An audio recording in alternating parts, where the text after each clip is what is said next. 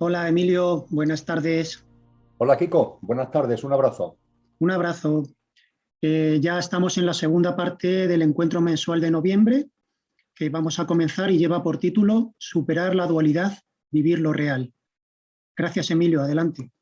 Estupendo Kiko, muchas gracias a ti y por supuesto, como siempre y desde el corazón, muchas gracias a todos vosotros y a todas vosotras que tanto en directo como en diferido os sumáis a este encuentro mensual de noviembre y como nos ha recordado Kiko, ya en su segunda entrega, es decir, como es habitual, en la entrega dedicada a responder a vuestras preguntas, que como siempre nos han llegado en un buen número, son varias decenas las que tenemos por delante y como esquema general comparto con vosotros que la he dividido en los siguientes apartados.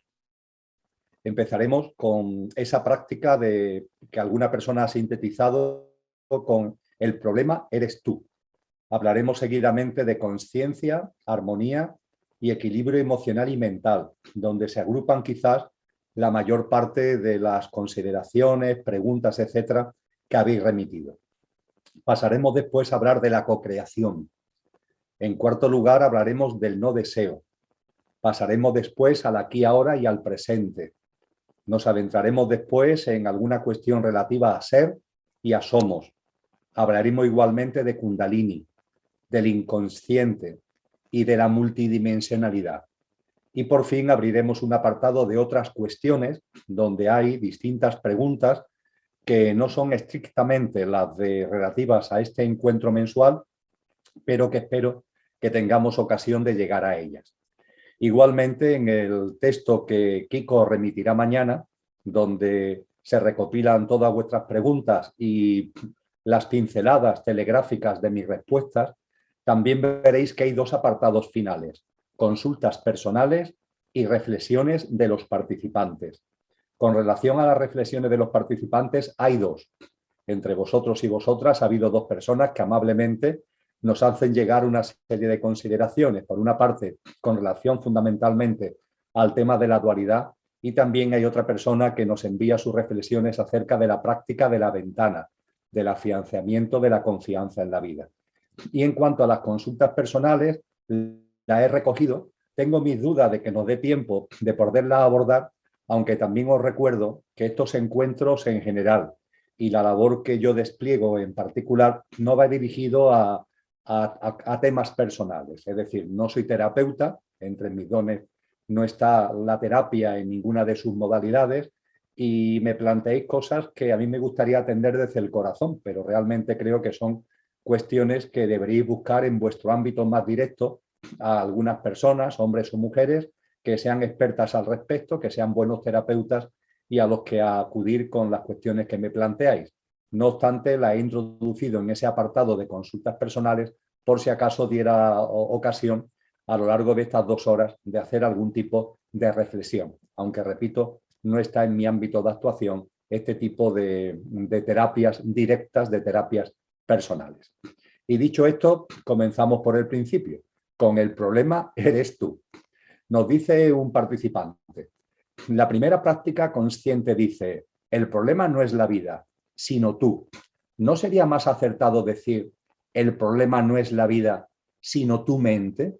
Bien, a este respecto soy claro con vosotros a la luz de toda la sabiduría de la que disponemos. La mente es inocente. La mente es inocente, a la mente no la podemos responsabilizar de nada. La mente no es un problema. La mente es un instrumento maravilloso, consecuencia de la evolución. Y máxime la mente humana, que viene de semana sánscritos, que significa precisamente mente, una mente compleja, con su nivel de mente concreta y con su nivel de mente abstracta, al que hemos hecho tanta referencia a lo largo de estos encuentros mensuales. El problema, por tanto, no es la mente.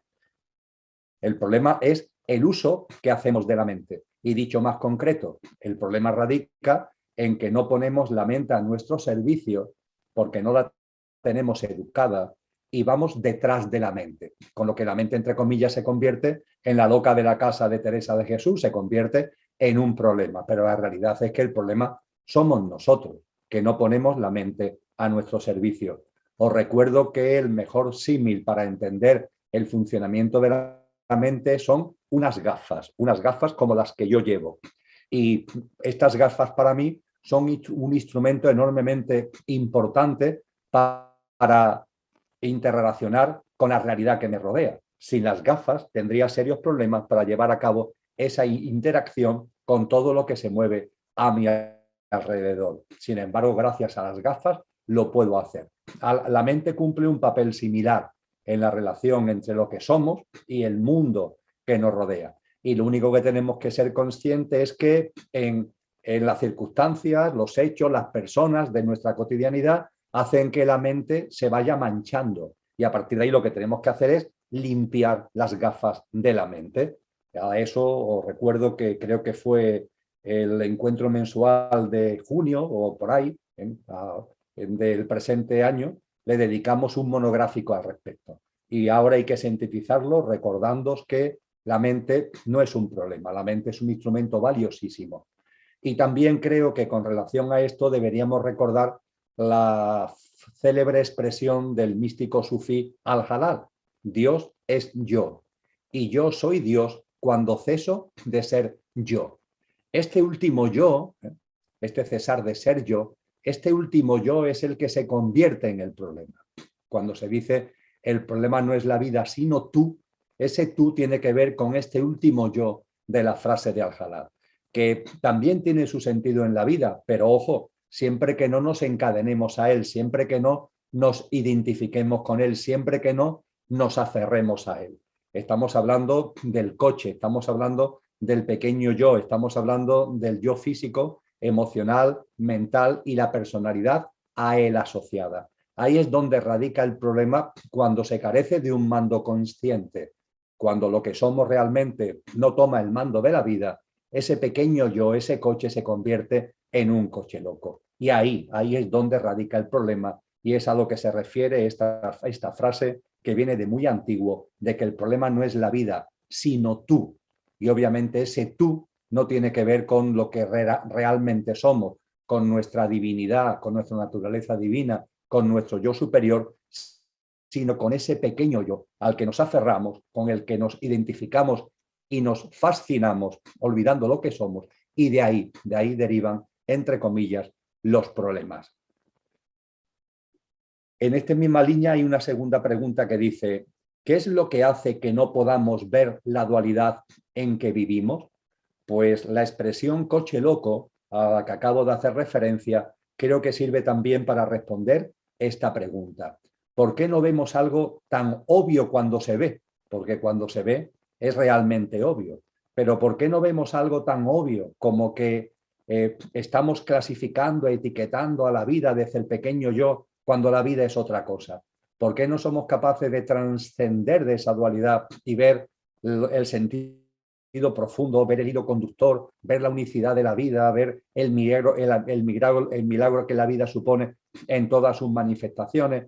Pues porque vamos en modo coche loco, es decir, ese coche que el conductor no lleva el mando consciente, el conductor está adormecido, el conductor lo tenemos olvidado, lo que somos tiene poca presencia en nuestra vida y eso hace que el coche se convierta en un coche loco. Y claro, en un coche loco no se ve nada, no se ven ni cosas sutiles como la no dualidad, ni se ven incluso temas mucho más evidentes, debido simplemente a que llevamos el coche de una manera que no hay forma de ver nada. Con lo que en la medida en la que poco a poco el conductor va tomando presencia, es decir, como tantas veces hemos compartido, en la medida en que vamos recordando que somos más que lo perecedero o la apariencia que hay en nosotros y que ese recuerdo va cristalizando cada vez más en una práctica de vida y en una presencia, a partir de ahí el mando consciente del coche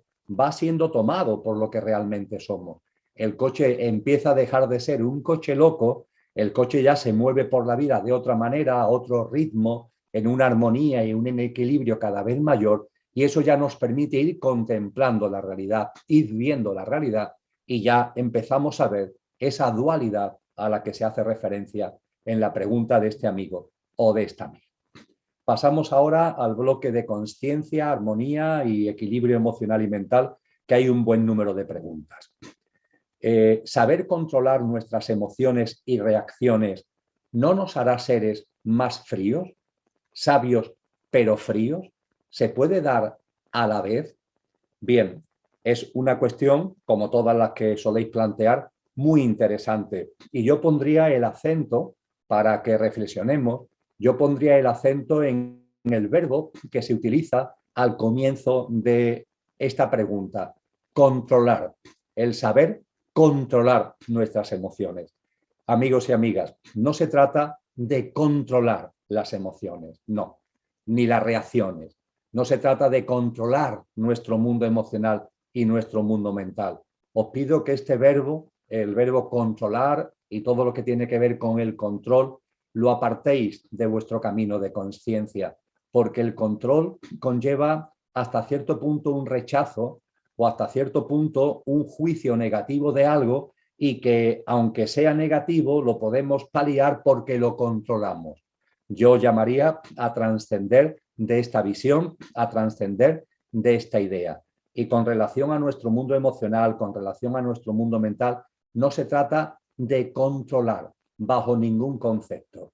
Se trata de que nuestro mundo emocional y nuestro mundo mental estén vivos, sean intensos, sean creativos, porque es así como los necesitamos para la experiencia humana.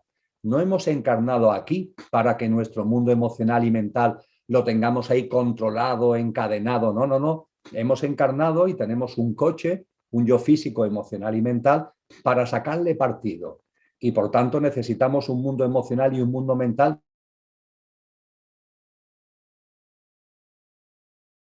por tanto, posibilidad de vivir experiencias. El quid de la cuestión está de que ese uso de esos instrumentos emocionales y mentales no se vuelvan contra nosotros mismos a modo de perturbaciones, de turbulencias, etcétera, etcétera, etcétera. Todo lo que mancha las gafas a la que hacía mención anteriormente.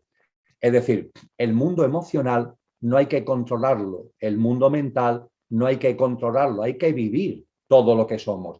Ahora bien, hay que hacerlo siempre, siempre desde la conciencia, porque cuando lo hacemos desde la conciencia, ese mundo emocional y ese mundo mental no tendrán esas turbulencias, no tendrán esas perturbaciones. La conciencia nos ofrece una perspectiva amplia de la vida y nos ofrece una perspectiva certera de la vida. Y cuando tenemos esa perspectiva amplia, cuando tenemos esa perspectiva certera, vemos que todo encaja, que todo tiene su sitio, vamos percibiendo la realidad, la vida de nosotros mismos, la vida de los demás, la vida del mundo, lo vamos percibiendo de otra manera, y nuestro mundo emocional y mental, como antes hablábamos específicamente con relación a la mente, está a nuestro servicio y no nosotros detrás de él con la lengua afuera, en medio de tanto ajetreo, de tanta turbulencia y de tanta perturbación. Por tanto, amigos y amigas, no se trata de controlar, se trata de saber usar ese mundo emocional y mental poniéndolo a nuestro servicio. Y eso se hace desde una conciencia que nos va ofreciendo una perspectiva veraz de la vida. Una perspectiva que nos ofrece confianza en la vida, una perspectiva que nos permite ir percibiendo cada vez más desde la conciencia que las cosas son como cuando tienen que ser, que las cosas son como corresponden, que todo tiene un sentido profundo, que hay inventos de la mente que realmente no existen y nosotros la ponemos en su sitio, como es el tema de la muerte, el tema del fallecimiento, percibir que somos seres inmortales, que la muerte no existe, por ejemplo. Y todo ello hace que vayamos viviendo con calma, con serenidad, con sosiego, lo que no significa que nos convirtamos en seres fríos, todo lo contrario. Un mundo emocional en armonía y un mundo mental equilibrado no nos convierte en seres fríos, nos convierte en seres lúcidos y por tanto en condiciones de verdad de vivir la vida.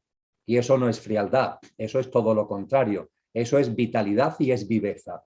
Pero para tener esa capacidad de vivir de verdad la vida, tenemos que ir dejando atrás tantos removimientos, tantas turbulencias que realmente hacen que no seamos nosotros, sino que estamos viviendo de una manera y de una forma donde las manchas que hay en las gafas, las opacidades que hay en las gafas, las estamos confundiendo con la realidad. Y entonces no es que seamos fríos, es que ni siquiera estamos viendo la realidad. Aquí de lo que hablamos es de limpiar las gafas, de armonizar nuestro mundo emocional y mental, de equilibrarlo desde la conciencia, porque ese es el gran disolvente de manchas y opacidades, la conciencia con todo lo que ello conlleva, y eso no nos convierte ni mucho menos en frío, sino que nos convierte en personas lúcidas y en personas enormemente compasivas, no indiferentes con la vida, sino absolutamente comprometidos con ella, comprometidos con nosotros mismos y comprometidos con sacar lo mejor de nosotros mismos y ponerlo al servicio de los demás y al servicio de la vida. Podemos continuar. Teniendo en cuenta estas prácticas conscientes, podemos procurar estar en paz, pero al mismo tiempo vivir con un cierto desasosiego, aunque no miedo, a causa de determinados acontecimientos o noticias, como el anuncio de un posible apagón en Europa, los efectos devastadores que puede ocasionar el cambio climático, la persistencia del COVID, el incremento de la violencia en la sociedad. ¿Cómo aconsejas gestionar todo esto? Pues con muchos de estos acontecimientos, con relación a muchos de estos acontecimientos, volveremos a hablar de ellos en el encuentro mensual del próximo mes de enero del año 22, donde, como solemos hacer al comienzo de cada año, haremos un repaso de las enseñanzas del año que dejamos atrás. En este caso, como estamos hablando de enero del 22, serán todas las enseñanzas que nos ha dejado el año 2021 y las lecciones y las prognosis que podemos hacer para el nuevo año, es decir, para el año 2022. Ahí hablaremos nuevamente de este tipo de cosas, hablaremos del cambio climático, hablaremos del COVID, etcétera, etcétera, etcétera. Pero en el aquí y ahora, en lo que a este encuentro mensual respecta y al hilo de lo que esta persona plantea, yo os invitaría a que reflexionéis sobre dos ideas que ya conocéis porque las hemos compartido en distintas ocasiones, pero que debemos tener presentes y debemos recordar. Y debemos recordar cuando hablamos de cómo gestionar todo esto que se está moviendo y que en muchas ocasiones nos produce o nos puede producir, dice la persona, no tanto miedo como un desasosiego. ¿Cómo gestionar todo ello? Pues bien, las dos consideraciones que someto a vuestra reflexión, que os recuerdo y someto a vuestra reflexión, es el gimnasio de la vida y la sala de los espejos. El gimnasio de la vida y la sala de los espejos. Mirad, amigos y amigas, en el proceso consciencial, en el proceso espiritual, en nuestro sendero espiritual, en el avance en el mismo, en el recuerdo de lo que somos y en vivir cada vez en mayor coherencia a través de una práctica de vida de instante en instante con eso que somos, tenemos que ser conscientes que la vida es un gimnasio, no es una amenaza, es una continua oportunidad. Cada situación, cada circunstancia, cada noticia, cada rumor, cada persona es una oportunidad que esa vida, a modo de gimnasio, nos pone por delante para que cojamos musculatura desde el punto de vista espiritual, desde el punto de vista consciencial. Y todo este tipo de noticias, todo este tipo de rumores, todo este tipo de cuestiones que están ahí dando vueltas, tenemos que vivirlas sabiendo que no están ahí por casualidad y contemplándolas como circunstancias de ese gimnasio de la vida, que las tenemos delante para que constatemos hasta qué punto nuestro avance en conciencia es real, porque podemos pensar que estamos avanzando en el camino de la conciencia, podemos pensar que hemos recorrido ya un buen trecho en nuestro sendero espiritual, pero después vienen circunstancias en la vida que nos hacen ver que, oye, que todavía hay mucho músculo consciencial, permitirme el símil, hay mucho músculo consciencial que todavía tenemos que hacer, que todavía tenemos que formar, que todavía tenemos que cristalizar. La vida es un gimnasio. Todo este tipo de cosas, no verlas como amenazas, sino que verlas siempre como oportunidades. Y como oportunidades no desde la perspectiva material, sino desde la perspectiva de la conciencia, y de nuestro sendero espiritual. Por tanto, nunca olvidar esta expresión, el gimnasio de la vida como gimnasio que impulsa nuestro recorrido y nuestro camino consciencial y espiritual. Y junto con el gimnasio de la vida, la sala de los espejos, la sala de los espejos. En el encuentro mensual de enero volveremos a la sala de los espejos. En lo que aquí respecta, recordar que la sala de los espejos hace referencia al momento, es un apelativo que viene de muy antiguo, tiene muchos siglos, y hace referencia al momento histórico que está viviendo la humanidad. Un momento histórico en el que todos los velos se caen. Eso es la sala de los espejos. Un momento histórico en donde todo queda a la vista. Para el que quiera ver, claro.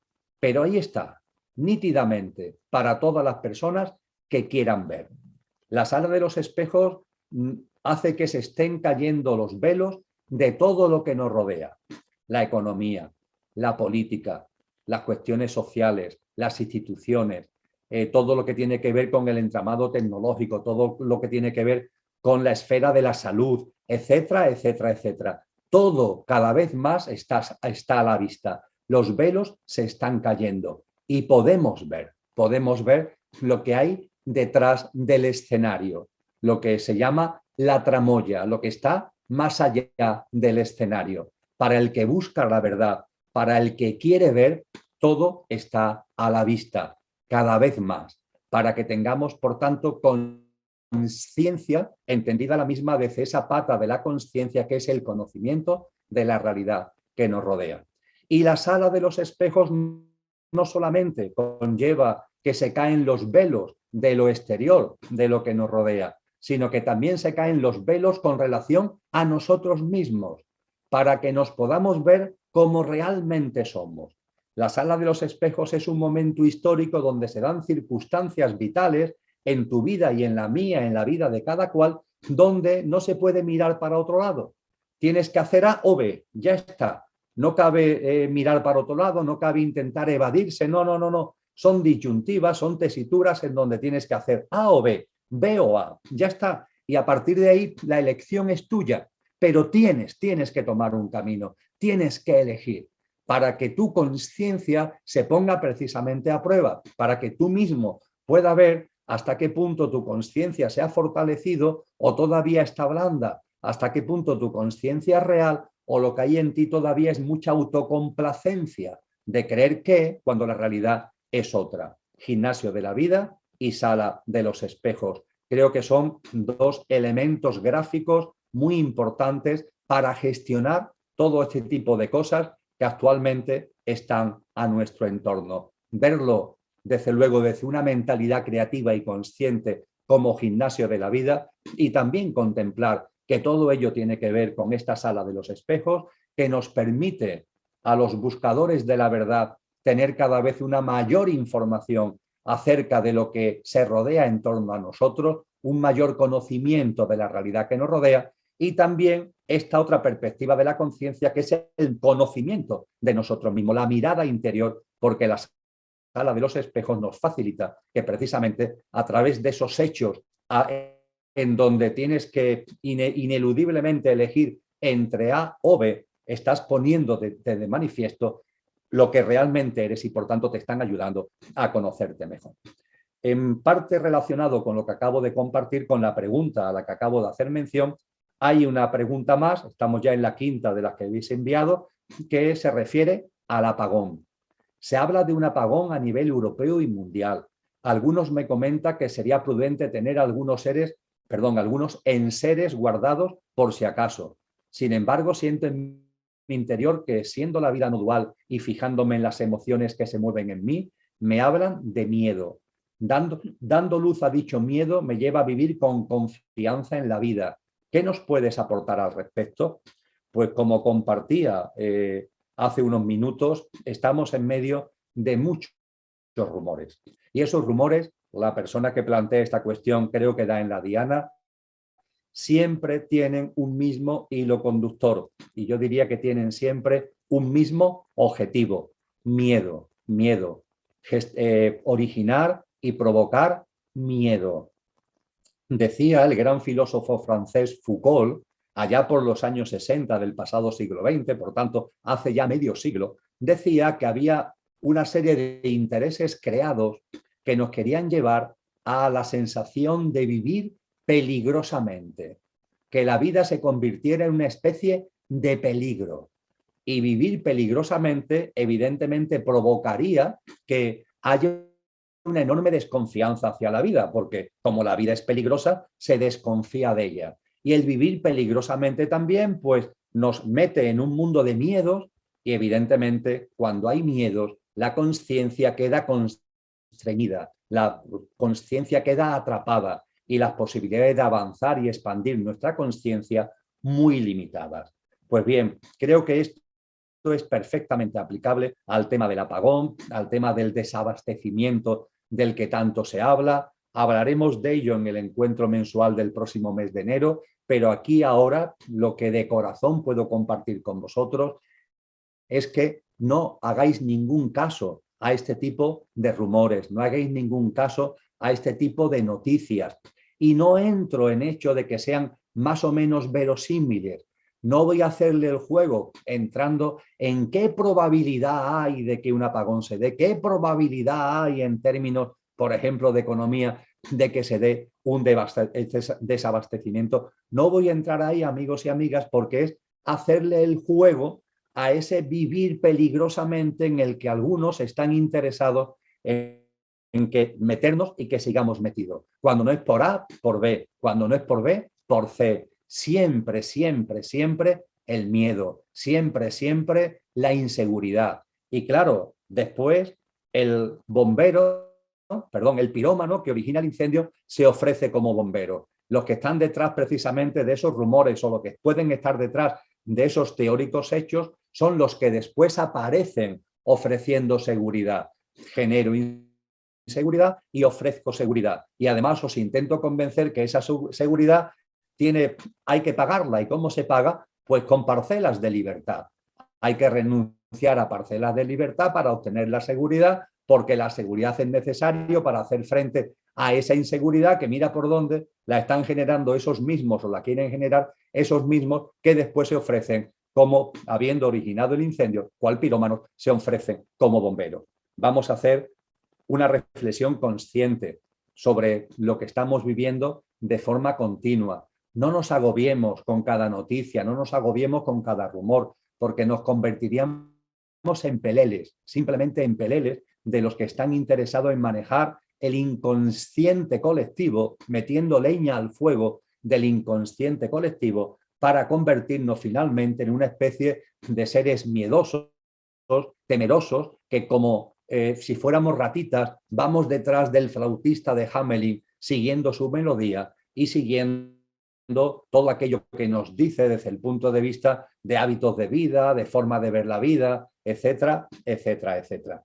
Y siempre, siempre, siempre recordar las palabras de Cristo Jesús: el que quiera salvar su vida, la perderá. El que quiera salvar su vida, la perderá. Cuando uno, por el miedo, por el temor, por la inseguridad, intenta salvarse, ese es el mejor camino de la inconsciencia. Ese perder la vida hay que entenderlo en términos sálmicos. Hay que entender en que te estás atrofiando desde el punto de vista de conciencia. Así que yo me identifico claramente con la segunda parte que esta persona amablemente ha compartido con nosotros, que aportemos luz a ese miedo para que el miedo se diluya y que dando luz a dicho miedo vivamos con confianza en la vida. Amigos y amigas, lo que tenga que ser, será. Y no estemos tan preocupados siempre por el qué, tan centrados y enfocados al qué. Lo importante, cuántas veces lo habrán compartido los sabios y sabias, es cómo vivimos el qué. Y cuando llegue lo que llegue, que sea lo que sea, ya tendremos capacidad como para vivirlo. El qué llegará, lo que sea. Y nosotros centrados en el cómo vivimos ese qué. Y cuando nos centramos en cómo vivimos ese qué, es la forma de vivir lo que sea desde lo que somos. Porque si no vivimos lo que sea, encendidos o apagones, superabastecimiento de abastecimiento. Si no lo vivimos desde lo que somos, sea lo que sea, nos originará dolor, nos originará sufrimiento, nos originará, en definitiva, inconsciencia. Así que mi consejo es que viváis muy centrado en el cómo vivo cada momento. Cada día tiene su afán, como también dicen los textos cristianos. Lo que tenga que ser, será. Y no tenemos ninguna duda de que lo que sea, lo vamos a saber vivir. Porque desde nuestra divinidad, desde lo que realmente somos, desde nuestro ser, sea lo que sea, lo viviremos de manera excelente, siendo ejemplares y auténticos en la presencia de lo que somos. Somos seres divinos, infinitos, inmortales. Estamos en este mundo, pero no somos de este mundo. Nuestra vivencia va más allá del espacio-tiempo. ¿Cómo vamos a tener miedo a un apagón? ¿Cómo vamos a tener miedo a lo que sea? Por favor, vamos a centrarnos en nuestro verdadero ser, porque como vayamos por la vida en modo pequeño yo, todo es un susto continuo, todo es un miedo continuo, todo son turbulencias y ajetreos permanentes. Podemos seguir. ¿Cómo puedo vivir sin pensar, sin juzgar en el aquí ahora? Siento inmensamente la vida, me duele, me hace reír, correr, desesperarme a veces, pero por apresurada. Y creo que cuando cierro los ojos me encuentro, solo ahí. Presto atención a muchas viditas que atiendo y que me van distrayendo, pero paro, respiro y cierro los ojos. Y me quiero quedar allí, donde estoy feliz y en paz. Esta sensación es muy placentera y practico esto durante el día cuando puedo. ¿Será mi forma o es una ilusión más? Bien, en estas observaciones que nos hace llegar esta persona, se entremezclan varias cosas que son interesantes y que me llevan a compartir con vosotros y con vosotros 4 cuestiones. Primero, pensar. Cuando hablamos de pensar, hemos hecho referencia hace unos minutos al tema de la mente, etcétera, etcétera. Hablamos ahora de pensar, porque de hecho comienza esta pregunta: ¿cómo puedo vivir sin pensar? Bien, reflexión primera. Pensar forma parte de la dinámica humana y pensar no es algo que haya que rechazar. Lo que sí tenemos es que tomar conciencia de que cuando hablamos de que pienso, de verdad sea yo el que pienso y que los pensamientos sean míos, amigos y amigas. El quid de la cuestión no está que ahora mismo, por ejemplo, cuando estamos aquí compartiendo estos momentos, estemos usando la mente. En mi mente y en la vuestra están surgiendo pensamientos. Yo estoy poniendo en palabras pensamientos que están moviéndose y surgiendo de mi mente. Y esto es perfecto, nos permite comunicarnos, nos permite compartir en el ámbito de la conciencia. El problema no es pensar, el problema es que muchísimas veces llamamos pensar a lo que realmente no es ni nuestro pensar, ni son nuestros pensamientos. Y tenemos que ser sinceros de que a lo largo del día, con mucha frecuencia, decimos que pensamos esto, pensamos aquello, y realmente no son pensamientos nuestros, son sistemas de creencias, son paradigmas, son influencias de terceros, y después también en nuestra mente hay cantidad de pensamientos que la mente fabrica ella misma. Ciertamente, por lo mucho que le metemos ahí a la pobre, con este ritmo de vida tan alocado, culto a la velocidad y estresante que llevamos, pero la mente fabrica pensamientos que a mí me gusta llamar pensamientos pestañeos, porque no son nuestros, como al igual que cuando pestañean nuestros ojos, no lo hacemos nosotros, ¿verdad? Son movimientos automáticos de nuestra fisiología.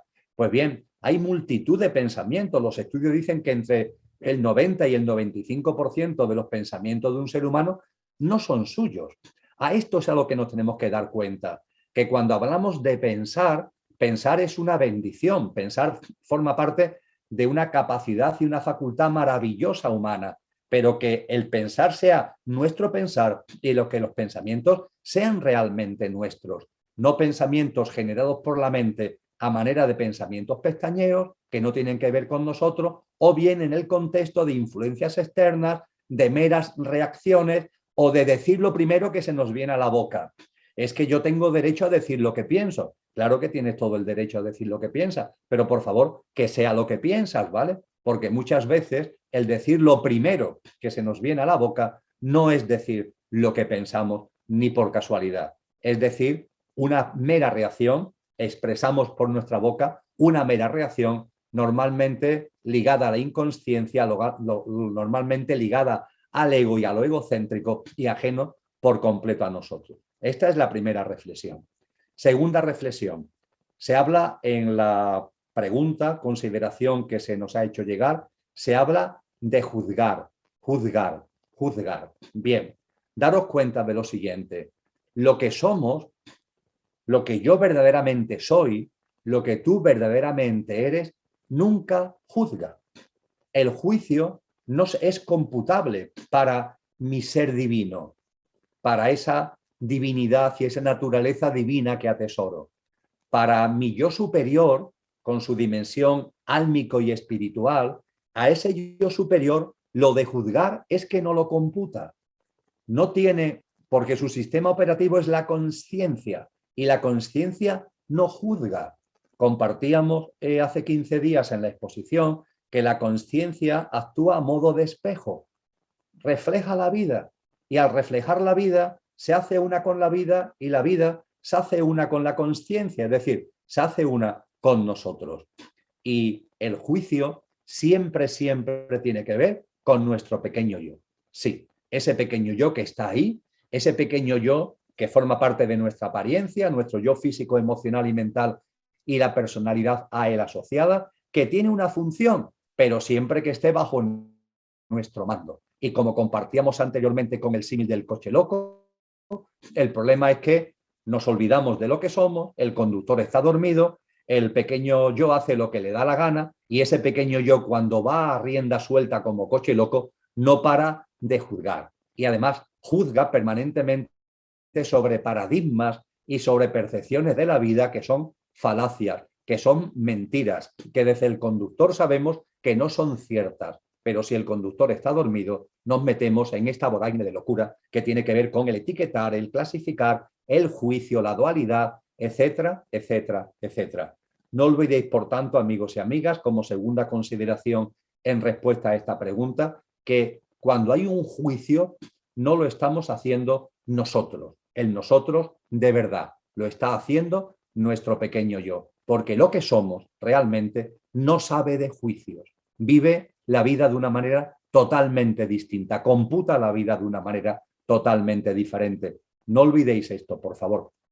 Tercera consideración, no confundir juicio con discernimiento. El que no hagamos juicio no significa que no tengamos discernimiento de lo que ocurre en mi vida, en la vida de los demás. No se trata de que nos convirtamos en amebas. La sabiduría no consiste en convertirse en una especie de amebas, en una especie de memos que no tenemos criterio y que no tenemos capacidad de análisis. No, no, no. El discernimiento, que es esta capacidad de análisis, que es esta capacidad de reflexión, que es esta capacidad de introspección, el discernimiento tiene que ver directamente con la consciencia. Y cuando se nos dice que no juzguemos, no significa que no tengamos discernimiento. De ahí la importancia de no confundir el juicio con el discernimiento. El ejemplo más simple de lo simple que suelo poner para entender la diferencia que hay es que cada día climatológicamente tiene sus características y cada día es perfecto. Nuestro discernimiento nos lleva a abrigarnos más o a abrigarnos menos, nos lleva a salir con paraguas o no salir con paraguas, a llevar algún tipo de prendas o no llevarla. Nuestro discernimiento en el conocimiento de la climatología del día que estamos afrontando, nuestro discernimiento nos lleva a saber si el día es frío o el día es caluroso, si el día está despejado o el día es lluvioso. El discernimiento nos lleva a tomar decisiones sabiendo todo esto. Todo esto es discernimiento y no hay ningún juicio, porque no estamos llamando a la climatología mala o buena, no estamos llamando buen clima al día soleado y mal clima al día frío o al día lluvioso. No, el discernimiento no hace juicio. El discernimiento simplemente P, comprueba, constata, analiza y toma decisiones. No tiene nada que ver con esta manía de que hasta la climatología la hemos convertido en buena y mala. Mañana hará mal tiempo, mañana hará buen tiempo. Por favor, la climatología siempre es perfecta, es la que corresponde. No confundir, por tanto, el juicio con el discernimiento. Y la cuarta consideración que quiero compartir con vosotros es paz y conciencia. Paz y conciencia. En nuestro sendero espiritual, la clave no está, amigos y amigas, en sentirnos bien. Digo esto porque en la pregunta se dice, paro, respiro, cierro los ojos y me quiero quedar allí. Estoy feliz y en paz. Esta sensación es muy placentera y practico esto durante el día cuando puedo.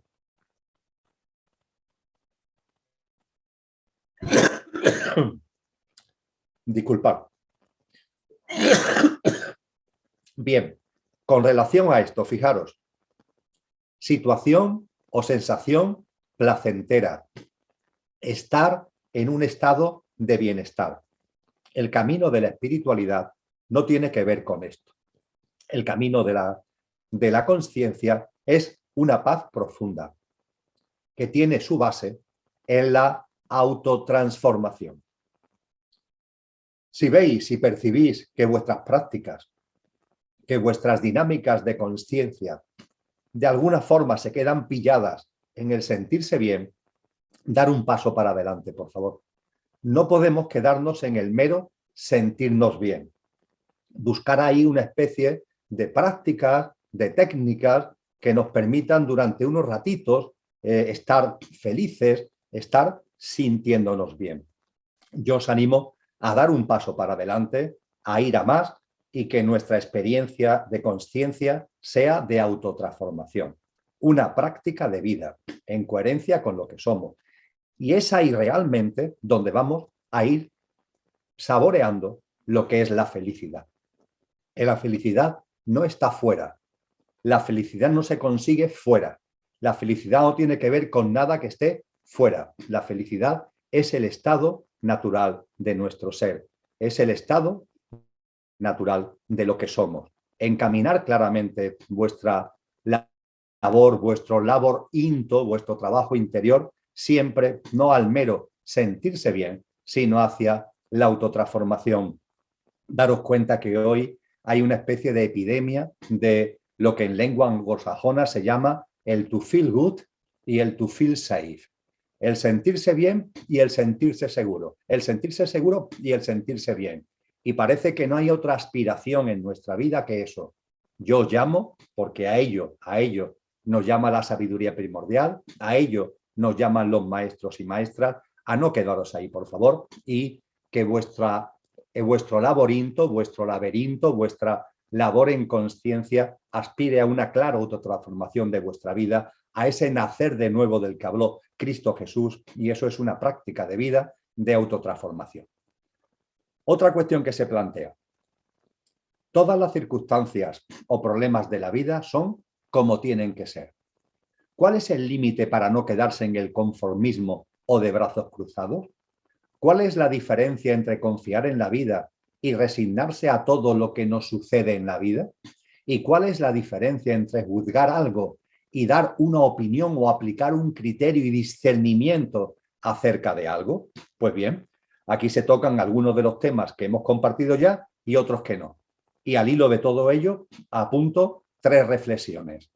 La primera, cuando hablamos de confianza, cuando hablamos de aceptación, no estamos hablando de resignarse, tal como se plantea en la pregunta. No estamos hablando de resignación. La confianza y la aceptación no es resignación. La confianza es la confianza en la vida.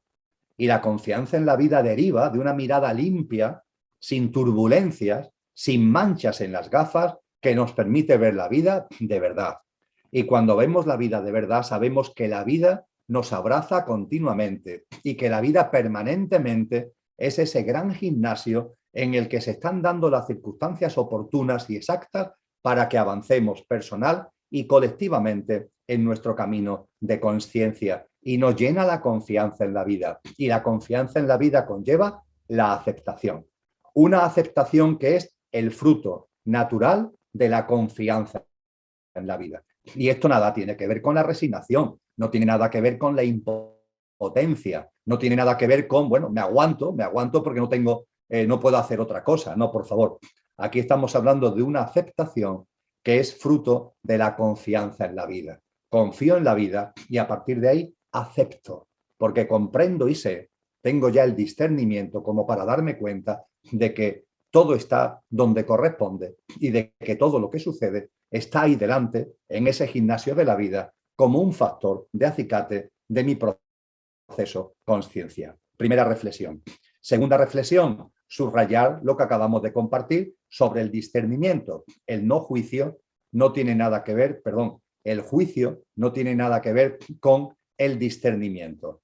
Lo que se nos plantea es no quedar atrapados en las arenas movedizas del juicio. Pero el discernimiento, claro que sí, el discernimiento tenemos que usarlo cada vez más.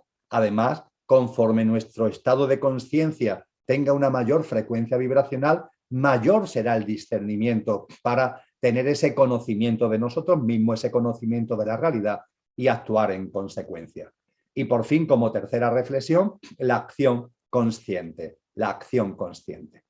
Hay que actuar, claro que hay que actuar. El camino de la consciencia no es un camino de indiferencia, no es un camino de mirar por otra parte, no es un camino de ensimismamiento, no es un camino de huida interior. El camino de la consciencia es un camino donde lo interior y lo exterior van de la mano, donde hay una mirada interior y una mirada exterior y donde se actúa hacia afuera, pero sin perder nunca la conexión con lo que realmente somos, pero actuando hacia afuera, porque si no, esa espiritualidad se convertiría en algo que realmente sería enfriamiento, indiferencia, indolencia.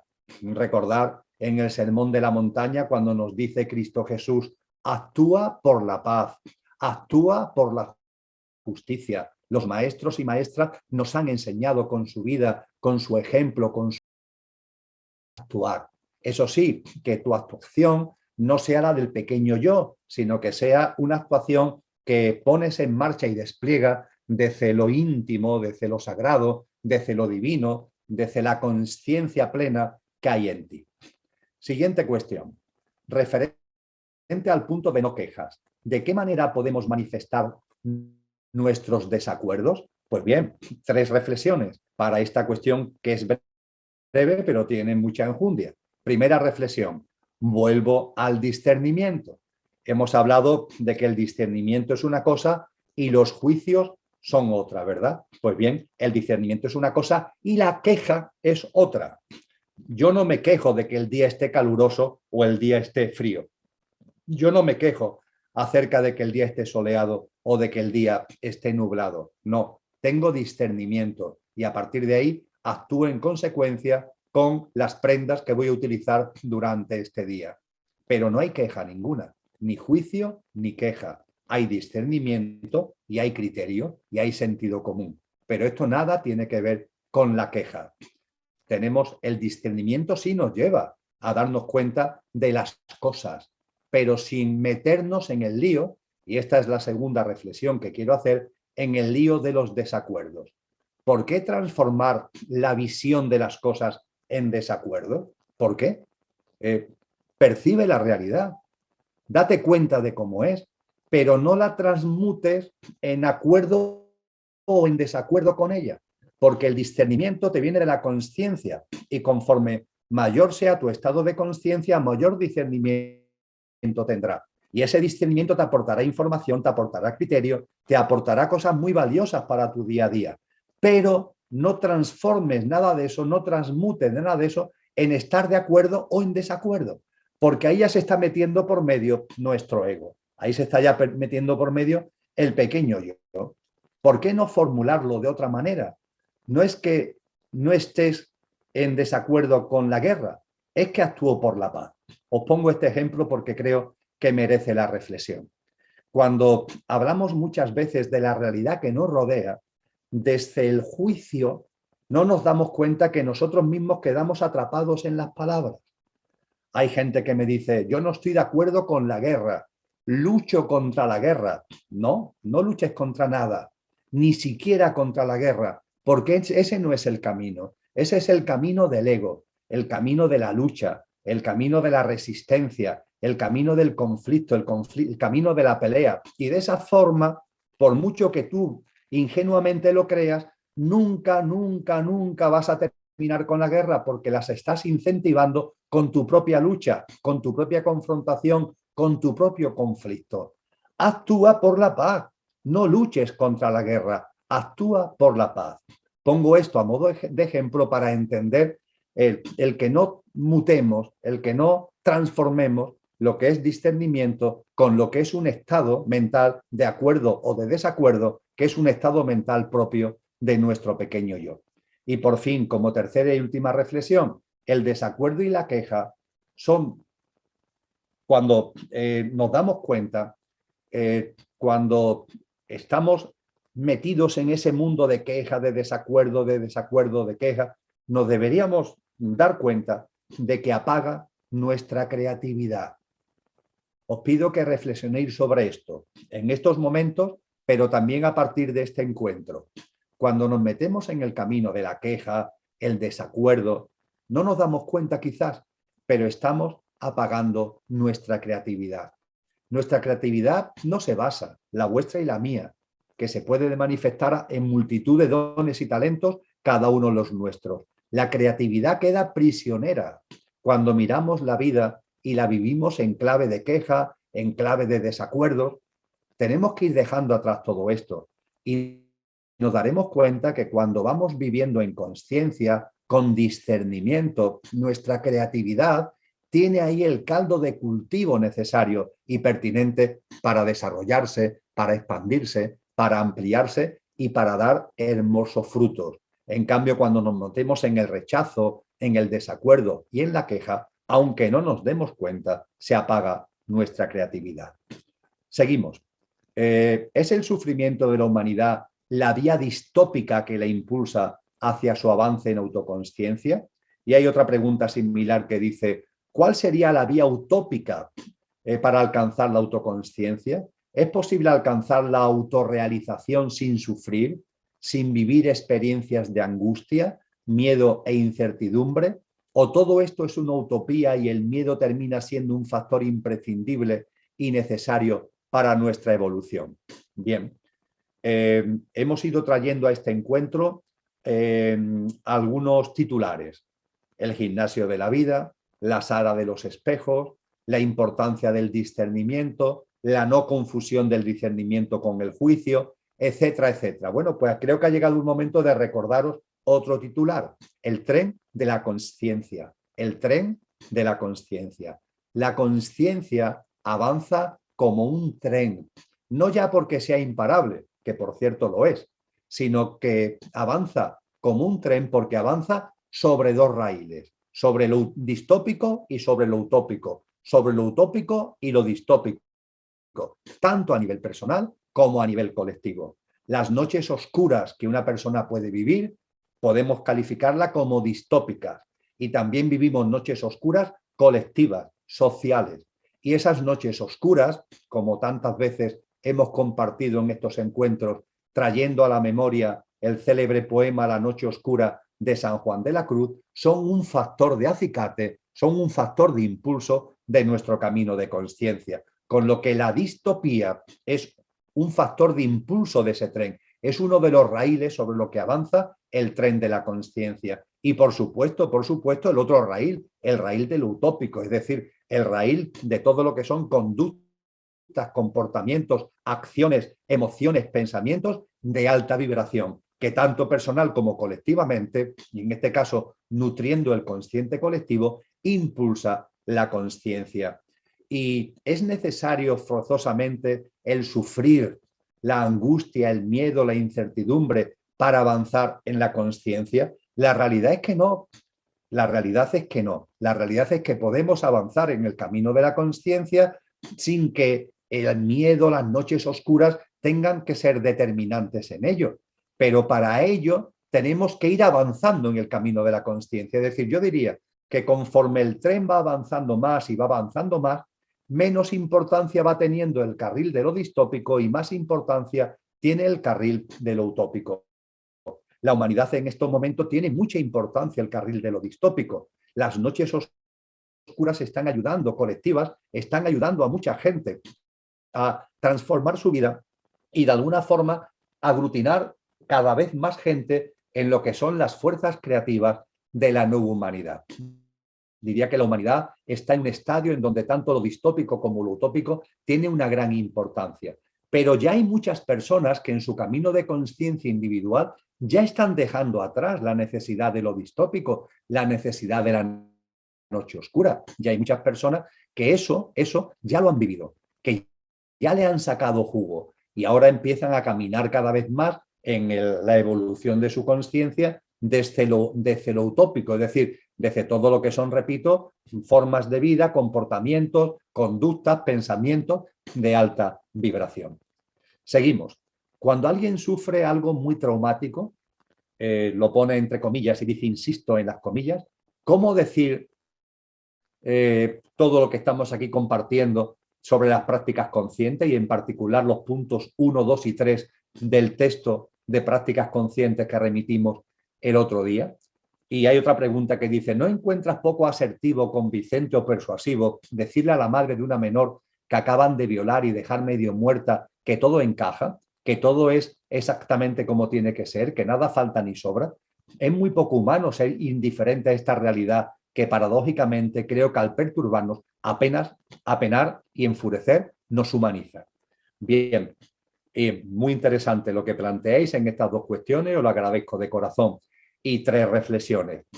Por supuesto, amigos y amigas, que es importantísimo saber cuándo y de qué modo compartir las cosas. Mirad, a una persona, a un padre o una madre que acaba de fallecer su hijo, no vayas planteándole que la muerte no existe. Hombre, si es una persona consciente, si es una persona que ya ha recorrido su camino de conciencia, por supuesto que sí. Pero para el estado todavía demasiado frecuente de muchas personas, el fallecimiento de un ser querido a esa persona la ha roto y está en fase de traumatismo y de duelo. Y en esa fase traumática y en esa fase de duelo, lo que corresponde de nosotros no es tanto decir cosas como estar con nuestra presencia en acompañamiento y en escucha. No es el momento de empezar a decir nada. Es un momento, repito, de acompañamiento y escucha. Escucha y acompañamiento. Mano tendida para cualquier cosa que pueda necesitar. No es el momento de decir nada. No tenemos que ir por ahí repitiendo continuamente y a cualquiera que tenemos delante y en cualquier circunstancia todo lo que sabemos, ¿no? La sabiduría en conciencia que podemos atesorar también tenemos que saberla medir a la hora de cuándo la ponemos encima de la mesa, de qué forma, en qué cantidad, de qué manera. Y hay muchas veces, repito, que la sabiduría y la conciencia nos lleva al silencio. Un silencio de acompañamiento y un silencio de escucha.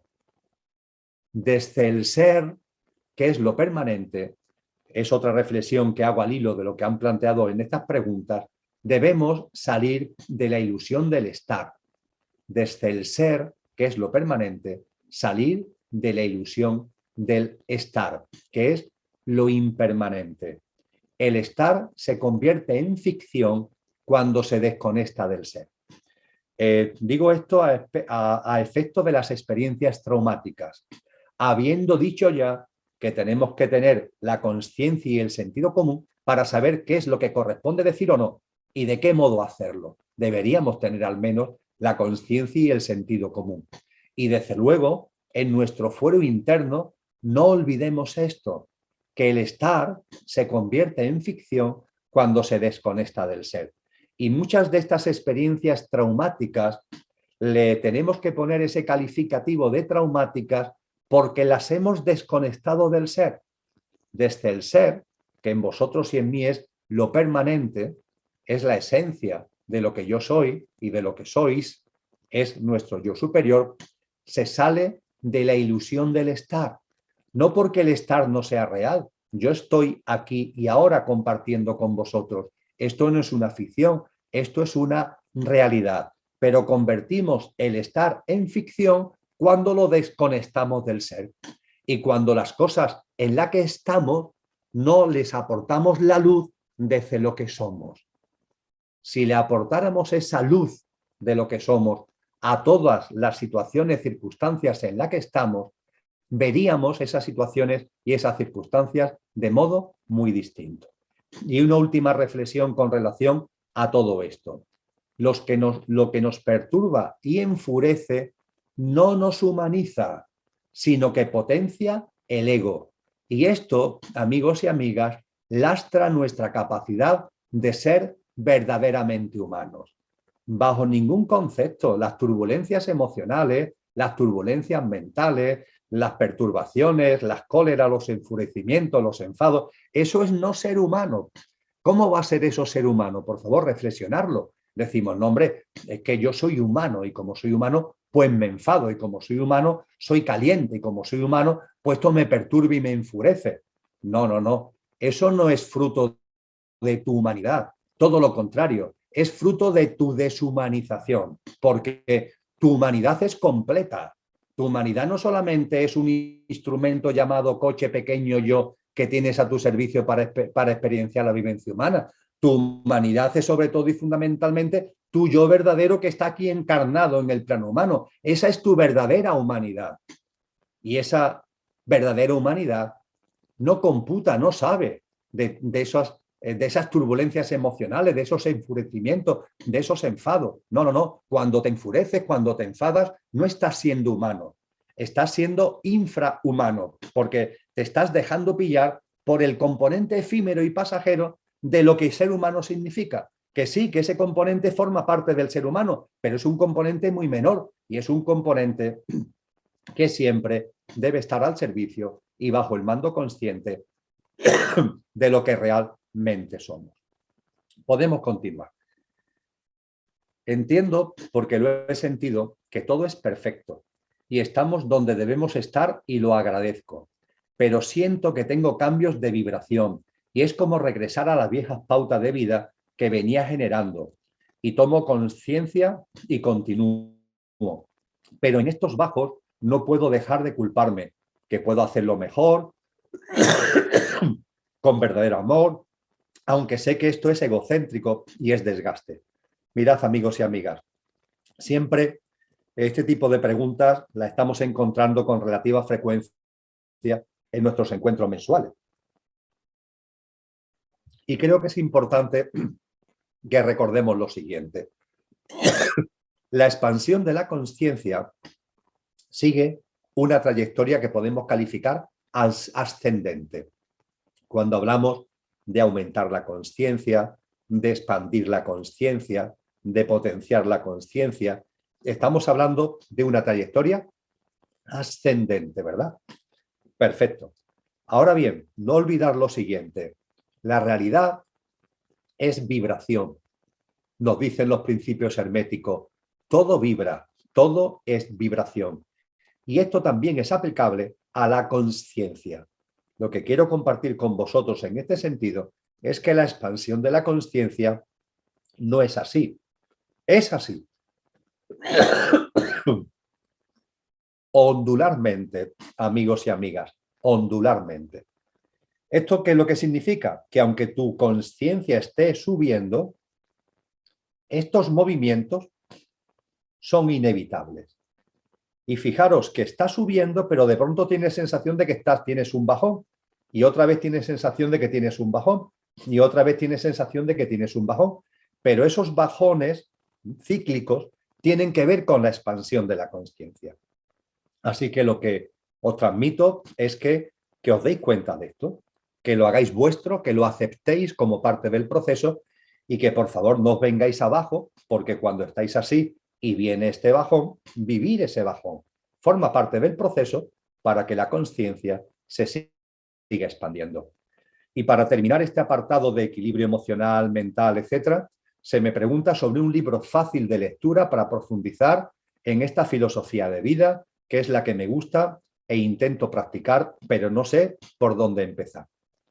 Pues bien, de los libros que yo he podido compartir, aconsejo en este sentido fundamentalmente dos. El que tiene como título Sin mente, sin lenguaje, sin tiempo, de ediciones Ende, ediciones Adalid, y el libro Conócete a ti mismo, de editorial Sirio. Y desde luego, y por encima de estos dos textos, os aconsejo sobre esta práctica de vida, sobre esta filosofía, os aconsejo el Sermón de la Montaña. Ese Sermón de la Montaña al que hice mención hace un rato cuando hablé de actuar por la paz, actuar por la justicia, ese Sermón de la Montaña que Cristo Jesús nos regala y que tenemos ahí a nuestra disposición en los capítulos 5, 6 y 7 del Evangelio de Mateo. Os llamo a releer si no lo habéis leído hasta ahora o a leerlo por primera vez si no lo habéis hecho hasta ahora, esos capítulos 5, 6 y 7 de Mateo que configuran el Sermón de la Montaña. Pasamos ahora a otro bloque de preguntas que tienen que ver con la cocreación. Concretamente la he agrupado en dos preguntas fundamentales. Si todas las experiencias que vivimos son creadas por nosotros, ¿cuándo y en qué momento las creamos? ¿A través de nuestros pensamientos en esta vida actual o antes de encarnar a través de los pactos de alma y en consecuencia ya vienen diseñadas en nuestro kit de encarnación? Y hay otra cuestión que dice, la segunda práctica consciente vive las experiencias en la conciencia de que todas son creadas por ti. ¿No sería más acertado vive las experiencias en la conciencia de que todas son creadas por tu alma? Pues bien, vamos a dar algunas aportaciones que puedan servir para situar estas observaciones en su adecuado contexto. Bien, primero, tenemos que ser conscientes de que cuando hablamos de crear en nuestra vida, estamos generando dos tipos de creaciones. Hay creaciones egoicas y egocéntricas y hay creaciones de conciencia. Las creaciones egoicas y egocéntricas realmente no merecerían el apelativo de creación, porque suelen ser recreaciones de lo mismo, suelen ser simplemente repeticiones de sistemas de creencias, de paradigmas extraños que nos apartan de la realidad, llenos de turbulencia, llenos de perturbaciones mentales, sin una perspectiva real de la vida, etcétera, etcétera, etcétera. Pero es cierto que en el actuar de los seres humanos hay muchas actuaciones, vamos a llamarlas creaciones, que tienen ese contenido claramente egoico, claramente egocéntrico y que yo diría que son de corta trayectoria. Pueden originar mucho daño, pueden originar mucho sufrimiento, pero desde un punto de vista real tienen una corta vida, son de escasa trayectoria. Y después están las creaciones de conciencia. Estas son las que realmente nos deben importar, son las que realmente nos deben interesar. Cuando hablamos de co-creación, estamos hablando de co-creación desde la conciencia y estamos hablando de creaciones de conciencia. Desde el ego y el egocentrismo no se co-crea absolutamente nada, sino que se anquilosa, se destruye, se frustra, se rompen caminos y senderos de crecimiento y de creatividad. La vida, y cuando hablamos de creación y co-creación, tiene que ver siempre con la conciencia. Y dentro de las creaciones de conciencia, yo os llevaría a que veáis el esquema siguiente. Dentro de las creaciones de conciencia que tú y yo podemos llevar en esta vida, hay dos tipos, hay de dos tipologías, de dos perfiles. Me gusta llamarlo el programa prenatal y el programa postnatal.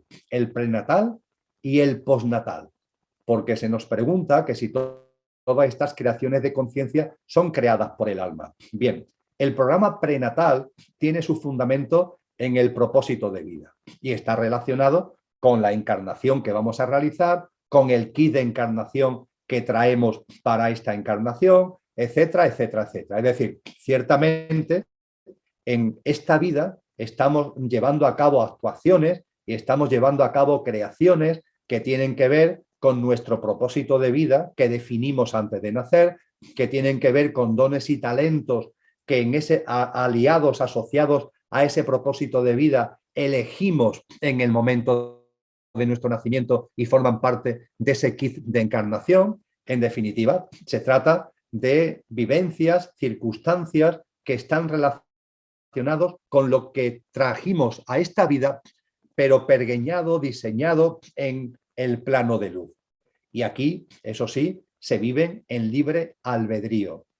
Y al vivirla en libre albedrío, se pueden vivir con exactitud a lo que es el propósito de vida, separándonos más o menos a lo mejor del propósito de vida, y podríamos decir coloquialmente que el programa prenatal, cuando estamos aquí, lo vamos cristalizando de una manera o de otra, y eso a su vez va abriendo otros posibles programas, va abriendo las posibilidades de acceso a otros programas. Y eso nos hace hablar del programa postnatal, que se elabora en este plano. No es algo que traigamos del plano de luz, no es algo que traigamos del plano previo a la encarnación, sino que lo estamos desplegando, creando, configurando en este plano. ¿Lo hacemos desde el alma? Si son creaciones de conciencia, lo estamos haciendo efectivamente desde el yo superior y lo estamos haciendo también, por tanto, desde el alma. Y ese programa postnatal lo vamos ajustando al desenvolvimiento de las experiencias. Y cuando analizamos nuestra vida desde el punto de vista de la conciencia y desde el punto de vista de la cocreación, si lo reflexionáis en vuestra propia vida lo podréis comprobar, es una mezcolanza de ambas cosas. Creaciones de conciencia que tienen que ver con tu programa prenatal, es decir, con tu propósito de vida, con el kit de encarnación. Todo ello se decidió antes de la propia encarnación y después también, por supuesto, en este plano, una vez que estamos aquí y interactuando con nuestra realidad, vamos ajustando en el desenvolvimiento de las experiencias, vamos creando, vamos tomando decisiones, vamos abriendo nuevos caminos. Libre albedrío y el gimnasio de la vida juegan su papel en el derrotero y en el despliegue, en el desenvolvimiento de nuestra capacidad de creación. Ambas cosas, por tanto, están ahí. Lo que ya traemos y lo que vamos aquí abriendo, lo que vamos aquí materializando en el desenvolvimiento de nuestras experiencias. Hay una cuestión siguiente, un apartado siguiente, que es el no deseo, donde a propósito de lo que venimos compartiendo, del no juicio, etcétera, etcétera, se habla de que entonces si no hay que desear. Bien, hemos compartido que no confundamos el juicio y el discernimiento, que no confundamos la queja con el sentido común y con el criterio, que no caigamos en esa confusión, porque se nos está hablando de que no enjuiciemos, de que no nos quejemos, no de que no tengamos criterio y que no tengamos discernimiento. Pues bien, nada de lo que tiene que ver con la no dualidad implica el no deseo. Esto ha sido, vamos a llamarlo así, entre comillas, un error muy frecuente en el camino espiritual. Para superar la dualidad, para avanzar espiritualmente, tengo que dejar atrás los deseos. Eso no es así, amigos y amigas. No digo yo que no llegue un momento determinado en vuestro estadio de conciencia donde los deseos se vayan diluyendo, hasta el punto de que quizás llegue un momento en el que no haya ninguno. Pero ese momento no se ha dado en tu vida. Ese momento no se ha dado todavía en la inmensa mayoría de los seres humanos. En la inmensa mayoría de los seres humanos sigue habiendo deseos. Muchos seres humanos, tú y yo posiblemente, hayamos compartido ya, hayamos comprobado que hay deseos que van desapareciendo de nuestra vida, pero no porque los rechacemos, no porque los borremos, no porque nos peleemos con ellos, no porque los queramos borrar, sino que de forma natural van diluyéndose. Prácticas de consumo, por ejemplo, de consumismo, se van diluyendo, pero no porque tú te pelees con ellos, sino porque hay algo en ti que eso que deseabas ya no te resulta deseable.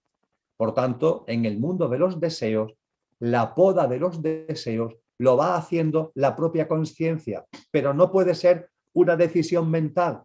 No nos podemos imponer el no desear porque eso tiene que ser la medalla que yo me quiero poner porque sé que de esa forma es como mi conciencia puedo decir que la tengo porque no deseo. No, por favor, vamos a ir viviendo la vida con conciencia y efectivamente habrá deseos que se vayan diluyendo y uno y otro, pero seguirá habiendo deseos y en tu vida y en la mía todavía hay deseos. Y hay una pregunta por aquí en la que se habla, por ejemplo, el deseo de alcanzar un mayor nivel de conciencia, de avanzar por el sendero de la espiritualidad. ¿Cómo vamos a no desear ese avance en el camino de la conciencia y en el sendero espiritual? Eso actualmente en tu vida y en la mía tiene todo el sentido del mundo y sería absolutamente estúpido el que por el mor de no desear rechazáramos deseos que por otra parte, además de nutrirnos en conciencia, son deseos que fortalecen la voluntad. Y esto es algo donde los maestros han puesto especialmente la diana. El deseo forma parte de la vida y, eso sí, que sean a ser posibles deseos de alta vibración, no deseos egoicos, no deseos egocéntricos, que conforme vamos avanzando en el camino de la conciencia se van diluyendo, sino deseos que estén ligados a lo que Platón denominó las aspiraciones del alma, la belleza, la justicia, la paz y por supuesto todo lo que tiene que ver con la conciencia. Y esos deseos juegan un papel en el sendero de la conciencia, pero también, insisto, es donde los maestros han puesto la diana, porque fortalece nuestra voluntad. Cuando deseamos algo, se activa un componente muy importante del ser humano que es la voluntad. Y cuando hablamos de la espiritualidad y hablamos de la conciencia, la voluntad, la fuerza de voluntad es enormemente importante. Si no, ¿cómo íbamos a conseguir el compromiso con nosotros mismos de sacar nuestra mejor versión, de sacar nuestro mejor formato, de sacar lo mejor de nosotros mismos y ponerlo al servicio de los demás y de la vida? Hace falta voluntad, ese compromiso conlleva voluntad. El camino de la conciencia exige voluntad y los deseos son instrumentos que nos ayudan a fortalecer esa voluntad. Eso sí, los deseos pueden ser de baja gama y de alta gama vibracional. Los de baja gama van a ir desapareciendo de forma natural en la medida en que tú vayas avanzando en el camino de la conciencia. Y en ese avance en el camino de la conciencia, los deseos a modo de aspiraciones, que es como lo llamó Platón, que están ligados con las cualidades y los atributos del alma, son una espoleta muy importante para el propio avance en el camino de la conciencia. Seguimos en el apartado del aquí ahora y el presente. Vive el aquí ahora, sin pasado, sin futuro, sin presente. Entiendo que hay que vivir la vida sin tener en cuenta el pasado y el futuro, pero a mi entender el presente es lo mismo que el ahora. ¿Podrías comentar por qué incluyes el presente en lo que hay que excluir? Bien, es una forma que han utilizado los sabios para enfatizar el aquí ahora. Cuando hablamos de presente, tener en cuenta lo siguiente: el presente lo pensamos sobre el presente. El aquí ahora es su cualidad, es tan de aquí ahora que, como compartí hace 15 días con vosotros y con vosotras, no puede ser pensado, solo vivido. Es para que nos demos cuenta de esto, para provocarnos a que nos demos cuenta de esto, de que el aquí ahora no puede ser pensado, sino solo vivido, por lo que se nos habla sin pasado o sin futuro e incluso sin presente. Y para subrayar que la dimensión subyacente del momento presente está más allá de su dimensión superficial. En definitiva, para contestar esa pregunta, compartiría que esta frase completa de sin pasado, sin futuro, sin presente, este último colofón del sin presente es una especie de provocación para que reflexionemos que a veces llamamos presente a lo que realmente no es, porque está la mente por medio, está la mente en un proceso, y cuando la mente está en proceso no estamos realmente en el aquí ahora. El aquí ahora, y de ahí la frase completa, la importancia provocadora de la frase completa, el mensaje es que el aquí ahora no puede ser pensado, solo vivido, solo vivido. Y por supuesto puede y debe ser vivido desde lo que realmente somos, para que sea la cristalización continua, en el desenvolvimiento continuo de ese momento, de ese aquí ahora, sea la plasmación continua de lo que realmente somos.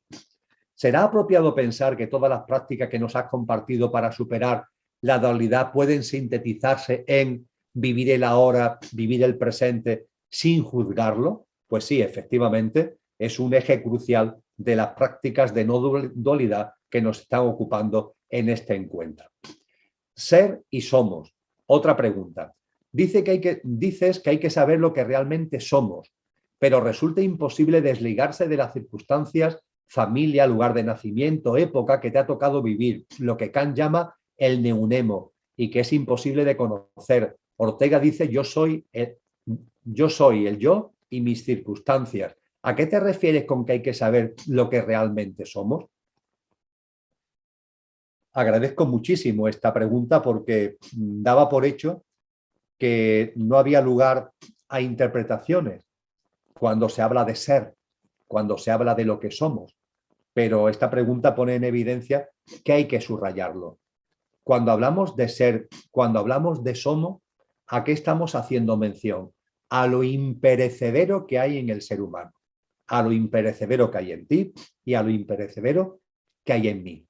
Y que tiene una cualidad fundamental. La cualidad fundamental es su divinidad y es imperecedero.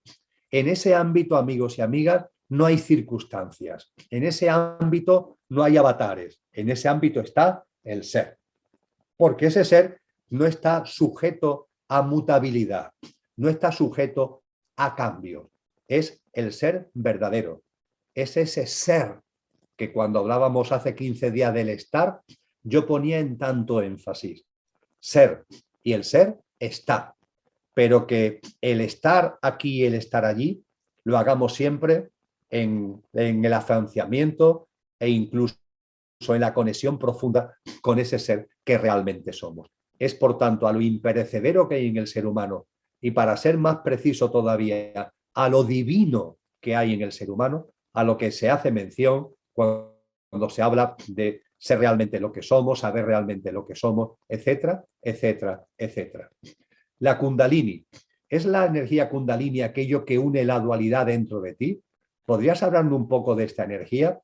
Pues efectivamente, la energía Kundalini es una energía que está en todos los seres humanos y que va de la mano del avance en conciencia de la persona.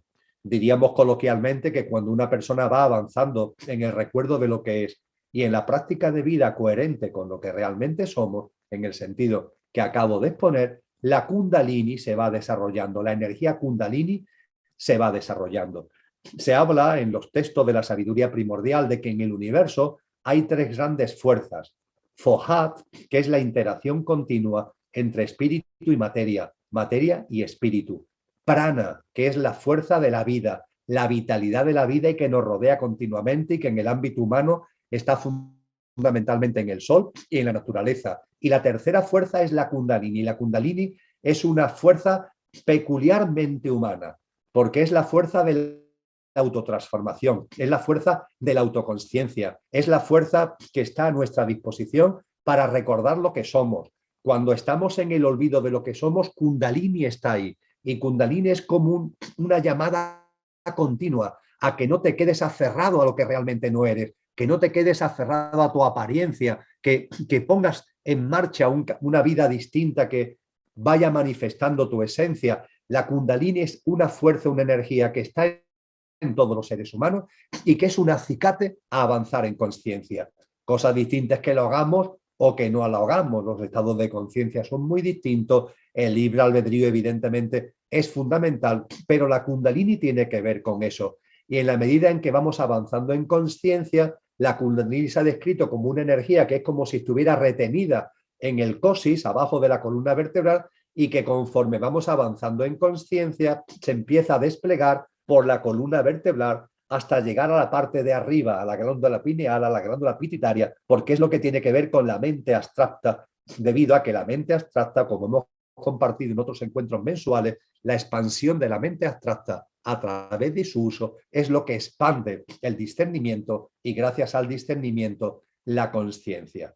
Por tanto, la energía Kundalini efectivamente es una energía motora que fomenta el avance en conciencia y que, gracias a que fomenta el avance en conciencia, posibilita que en un momento del camino conciencial vayamos dejando atrás la experiencia dual y la dualidad.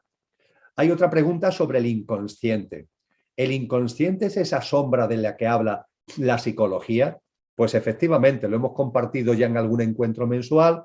En lo que es nuestra mente hay una parte que yo llamo la superficie de la mesa, que es lo que está a simple vista, y después por debajo hay cajones, que es el cajón del inconsciente personal y el cajón del inconsciente colectivo. Y por debajo de los cajones hay un espacio hasta llegar al suelo, ¿verdad? Eso es el subconsciente. Entonces, cuando hablamos del inconsciente, estamos hablando de los cajones que hay en nuestra mente. No está en la superficie de la mesa, no está a simple vista y tiene que ver con esas sombras, efectivamente, que habla de la psicología. Y sabiendo que hay un inconsciente individual, el que ha generado y genera tu propia vivencia, tus propias experiencias y que está ahí, a veces experiencias traumáticas a las que hemos hecho referencia y que está ahí, aunque no os vea, tú eso que está ahí, sin embargo, está afectando a tu vida y junto con el inconsciente individual hay un inconsciente colectivo.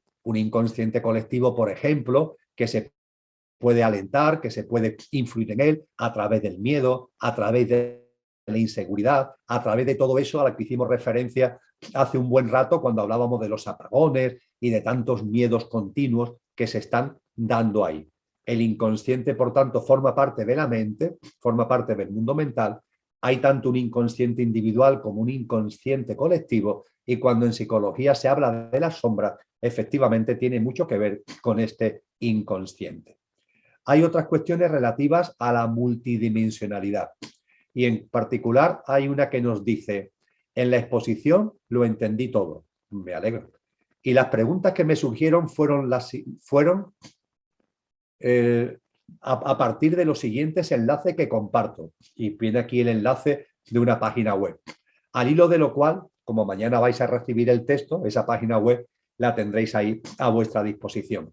Al hilo de lo cual, la multidimensionalidad a la que te refieres hay que entenderla como facetas o componentes del ser humano en este plano de existencia o la existencia de otros planos, aunque no tengamos conciencia de ellos.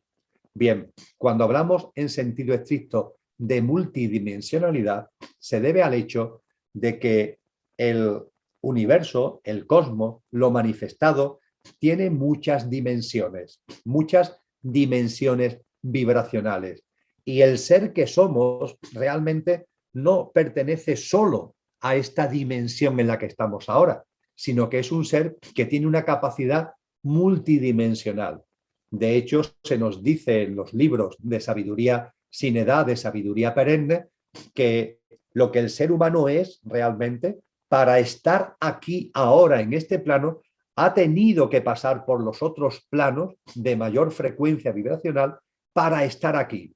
Y de alguna forma no deja de estar en esos otros planos, aunque esté aquí. Por tanto, cuando se habla de multidimensionalidad, se está hablando a la cualidad de nuestro ser, de que aunque esté en este plano, no está solo en este plano, sino que está en todos los planos de existencia a la vez, aunque solo aquí tengamos conciencia de estar en este plano. Eso por una parte.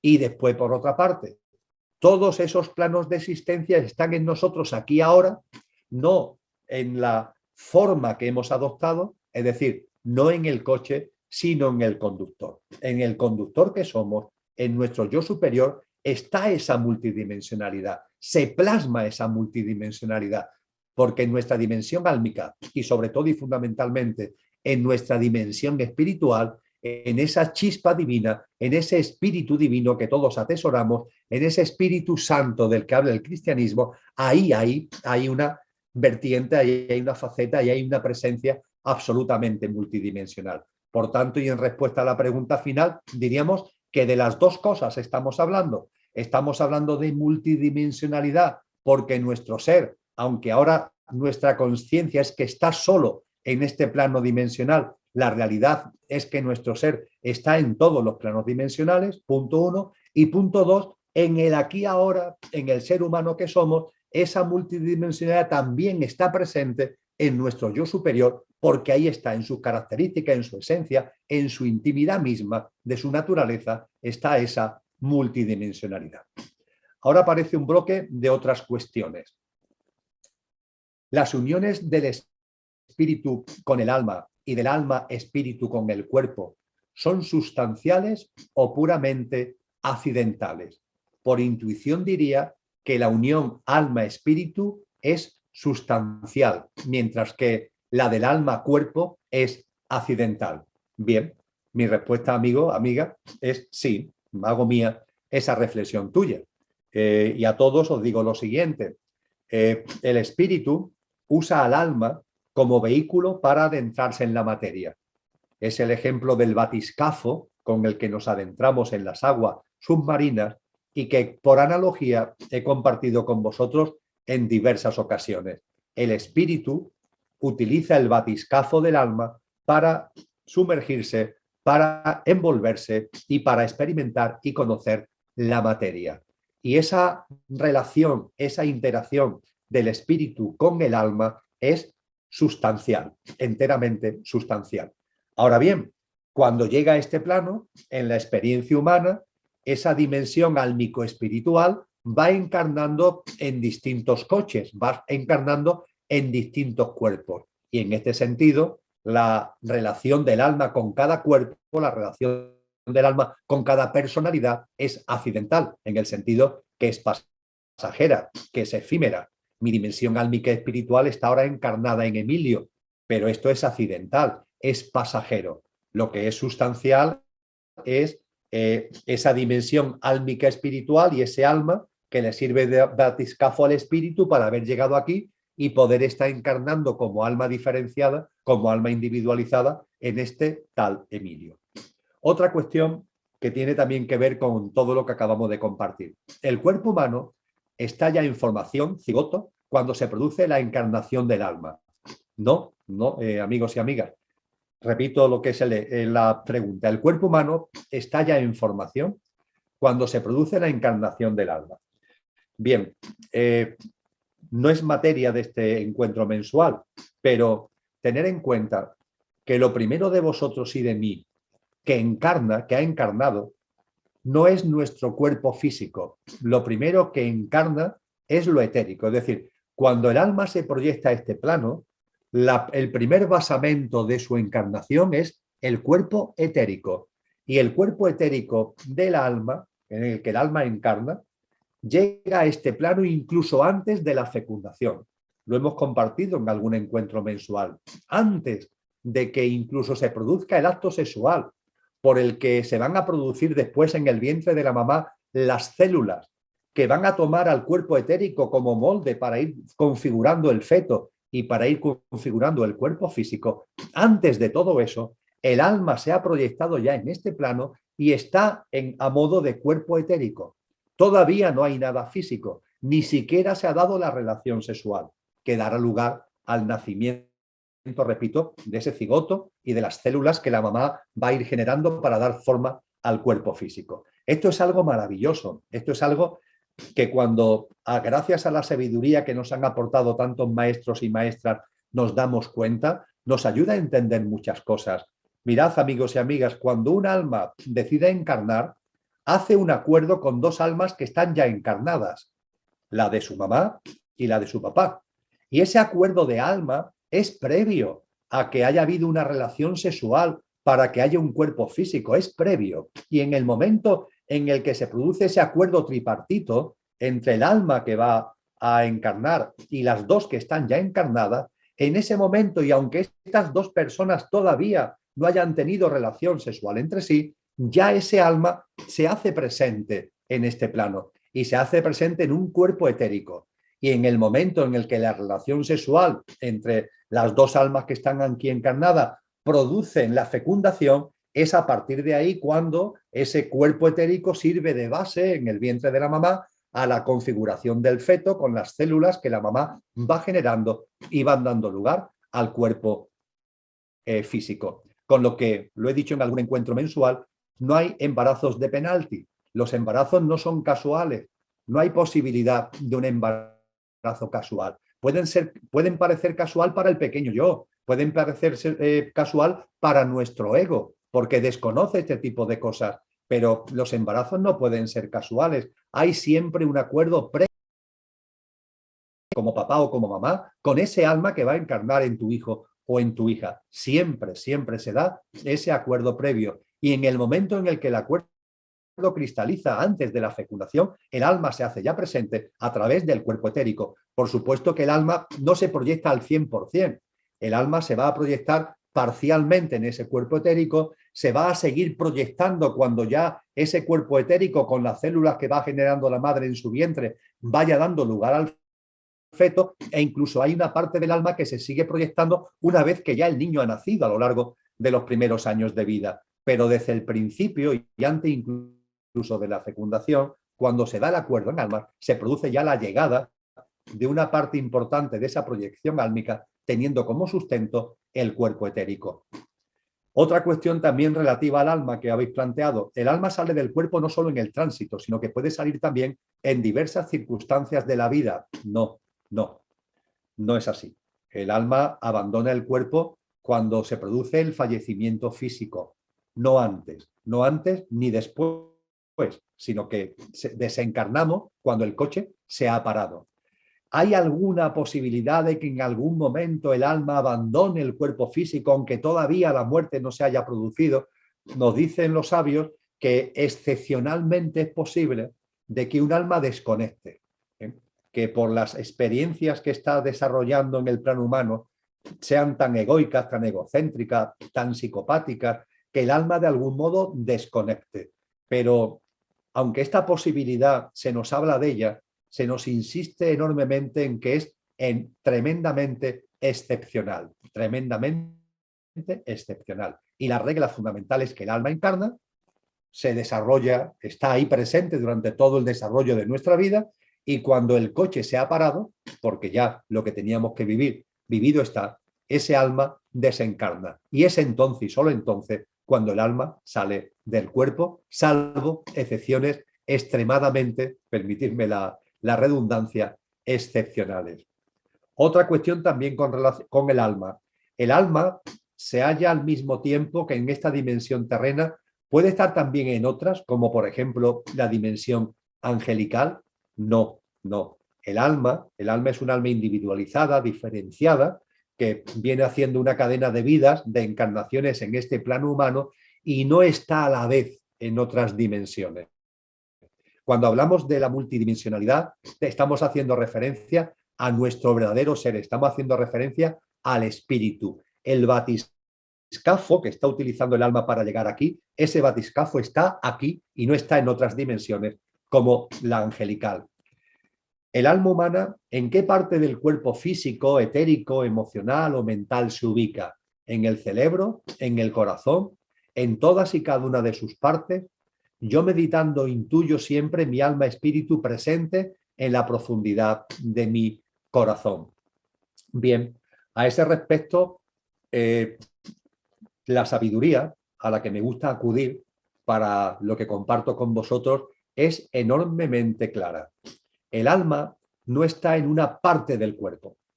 El alma radica en un espacio que está en nosotros, aunque no lo veamos, que es el espacio mental. Y más concretamente dentro del espacio mental que hay en nosotros, en lo que llamamos mente abstracta. La mente abstracta configura un espacio. Puede ser un espacio muy reducido, puede ser un espacio muy amplio, en función de la expansión mayor o menor que tenga nuestra mente abstracta. Y es ahí, en ese espacio de la mente abstracta, donde radica la proyección, donde radica la presencia álmica. En algún encuentro mensual he hecho referencia al siguiente símil: ver nuestro pequeño yo, nuestro yo físico, energético, emocional, mental, como un edificio con distintas plantas. Y hay una planta que es nuestro componente energético, y otra planta que es nuestro componente físico, y otra planta que es nuestro componente emocional, y otra planta que está más arriba que es nuestro componente mental, ¿verdad? Pues bien, dentro de ese edificio, el edificio a su vez tiene una azotea, y la azotea está por encima de la última planta. Y en algún encuentro mensual lo he dicho, en este símil, la planta más alta, que es la mental, es la mente concreta, y la azotea es la mente abstracta.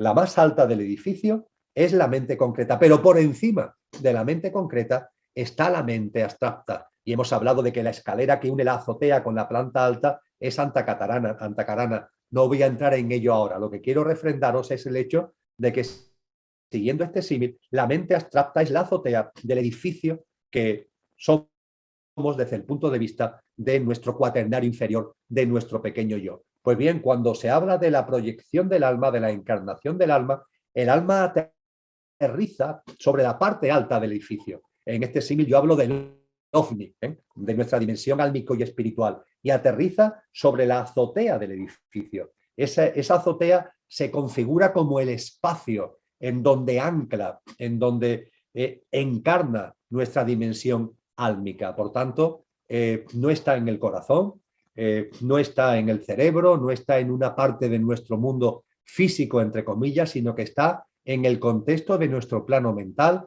ligado íntimamente al espacio de la mente abstracta, y desde ahí, por supuesto, tiene una interacción con todos nuestros componentes. Otra pregunta. ¿Puede establecerse un diálogo entre mente humana y conciencia álmica? Sí, efectivamente. Y yo plantearía la contestación a la inversa. Es decir, es posible un diálogo entre la conciencia de nuestro yo superior y nuestro pequeño yo y, por tanto, nuestro mundo mental. Ese diálogo tiene que ver con la voz interior, tiene que ver con el consejo íntimo, que desde lo que somos estamos permanentemente, en actitud permanente de lanzar hacia lo que perecederamente somos. Esto tiene una plasmación muy interesante en una figura que aparece en los textos cristianos y que es el espíritu de la verdad, lo que en el Evangelio de San Juan se llama el Paráclito. El espíritu es el espíritu y el Espíritu Santo es el espíritu que, siendo uno, está en cada uno. Es nuestra chispa divina, es nuestra naturaleza divinal, es el ser que realmente somos. Pues bien, ese ser que realmente somos está en una disposición constante, no solo de hacerse presente, que por supuesto, y cuántas veces hemos compartido en nuestros encuentros que lo que hay que dejarle espacio para que se haga presente. Nuestra vida está tan llena de la presencia del pequeño yo que la presencia de lo que somos no es factible. Hemos compartido muchas veces, vamos a desidentificarnos de nuestro pequeño yo, vamos a salir del aferramiento al pequeño yo, vamos a ir quitando de en medio tantos aferramientos, tantas identificaciones con el pequeño yo, para dejar espacio para que se haga presente lo que realmente somos, ese espíritu, esa divinidad que es nuestro auténtico ser. Y nuestro auténtico ser, ese espíritu, por tanto, está siempre en disposición de hacerse presente, y lo único que tenemos que hacer es dejarle espacio para que se haga presente. Pero es que además de esa disposición a hacerse presente, está permanentemente ahí como una voz interior. Una voz que, podríamos decir coloquialmente hablando, que aconseja. Y en el Evangelio de San Juan al Espíritu Santo se le llama Paráclito. Y Paráclito significa en griego el consejero. Y lo he sacado a colación por esta pregunta que hacéis, en esta especie de diálogo entre nuestro yo superior, conciencia, y la mente y el pequeño yo. Claro que es posible que haya ese diálogo. Es más, el Paráclito, el espíritu, nuestra divinidad, como haciendo funciones de consejero, haciendo funciones de Paráclito, está siempre en disposición de llevarlo a cabo, como está siempre en disposición de hacerse presente.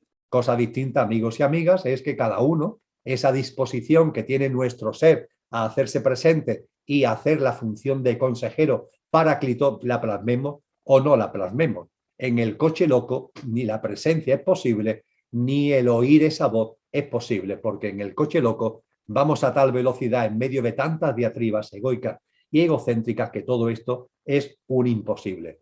En la medida en la que vamos cada vez más plasmando la conciencia en nuestra vida, esa presencia y esa voz consejera se va haciendo más presente, se va haciendo más nítida, se va haciendo más contundente. Y no tengo ningún tipo de duda que más de uno y de una de vosotros y de vosotras sabéis muy bien de lo que estoy hablando, porque posiblemente esa voz está ya ahí. Y no es una voz que venga de fuera, no es una voz que venga de ningún ser espiritual ajeno a ti, no es una voz que venga vete a saber de dónde, no, es tu propio ser el que está ahí indicando, el que está ahí diciendo, el que está ahí aconsejando. Y esta función de consejero del Espíritu Santo está muy bien definida, está muy bien contemplada en los textos cristianos. Otra cuestión que planteáis. Lo que quiere el conductor para el bien del coche va a provocar mucho sufrimiento si el coche no acepta la vida tal cual es y se rebela contra ella. Perfecto. ¿Cómo lo gestionaría mejor? Entiendo que dejándose llevar por el fluir de la vida y con ojos de curiosidad y asombro. ¿Podrías ahondar en ello si estar de acuerdo y añadir algo más? Pues lo que añado a lo que se acaba de plantear y a la pregunta que se formula son dos términos que acabo de utilizar: desidentificación y presencia. Presencia y desidentificación. Esta mejor gestión sobre la que se pregunta en la formulación que acabo de leer, esta mejor gestión tiene estos dos pilares. Nos vamos desidentificando del pequeño yo. Nos vamos dando cuenta de cuando el pequeño yo se hace presente, pero no para insultarlo, no para pelearnos con él, sino para no seguirle la corriente e incluso sonreírnos. Todos esos tics, todos esos comportamientos, todas esas conductas que el pequeño yo quiere que estén ahí. Es esa forma de ver la vida donde las cosas tienen que ser lo que yo quiero, como yo quiero, donde yo quiero, mucho miedo, atesorar, acumular, etcétera, etcétera, etcétera. Todo lo que significa lo egoico y el egocéntrico que hemos desarrollado en tantos encuentros mensuales. Pues bien, vamos adquiriendo conciencia de que eso aparece, pero para no seguirle la corriente. Y de esa forma todo este tipo de tics egoicos y egocéntricos se van diluyendo. Y al irse diluyendo se va abriendo un espacio, lo decíamos hace unos minutos, se va abriendo un espacio para que se haga presente lo que realmente somos. Desidentificación, y esa desidentificación abre las puertas de la presencia. ¿Puedes explicarnos, según lo que has investigado, cómo podría afectarnos esta vacuna en el proceso de esta vida? Bien, no tiene nada que ver con el encuentro mensual, pero no voy a hurtar la contestación a esta pregunta. A mi modo de entender, después de lo que he podido investigar, de lo que he podido compartir, de lo que otros han compartido conmigo, y después de muchos meses ahondando al respecto, para entender muy bien todo lo que tiene que ver con el mundo de la vacuna, hay que recordar lo que hemos compartido hace un rato. El ser humano tiene un cuerpo físico, pero tiene también un cuerpo etérico. El cuerpo etérico es el que tiene la capacidad de captar la vitalidad del entorno y transmitírsela al cuerpo físico. En las prácticas de vida que hemos compartido en algún encuentro mensual, hablábamos de la importancia de estar en contacto con la naturaleza, de estar en contacto con el sol, para que nuestro cuerpo etérico pueda coger esa vida, pueda coger ese prana, pueda coger esa vitalidad y pasársela al cuerpo físico. Y de esa forma el cuerpo físico está con ganas, está con buen ánimo, está fuerte, fortalecido vitalmente. Ese es el papel, una de las funciones fundamentales que tiene el cuerpo etérico. Y junto con el cuerpo etérico, el cuerpo físico, que recibe la vitalidad del cuerpo etérico. Pues bien, con el tema de la vacuna se ha puesto de moda una expresión que no era demasiado conocida, ARN. Sí es conocida el ADN, pero el ARN para muchas personas se ha tenido conocimiento de esa expresión debido a todo lo que la vacuna ha traído consigo. Pues bien, amigos y amigas, el ARN es primordial con relación al ADN. Es decir, el ARN marca patrones y marca pautas que después le sirven en la cristalización, en la materialización, en la plasmación del ADN. Podríamos decir que el ARN es previo al ADN y que el ADN se conforma sobre patrones del ARN. Esto tiene mucho que ver con el cuerpo etérico y el cuerpo físico, porque otra función del cuerpo etérico, lo hicimos referencia antes con el tema de las encarnaciones de alma, es que el cuerpo etérico es el molde sobre el que se va configurando el cuerpo físico. también lo hemos compartido en otros encuentros mensuales.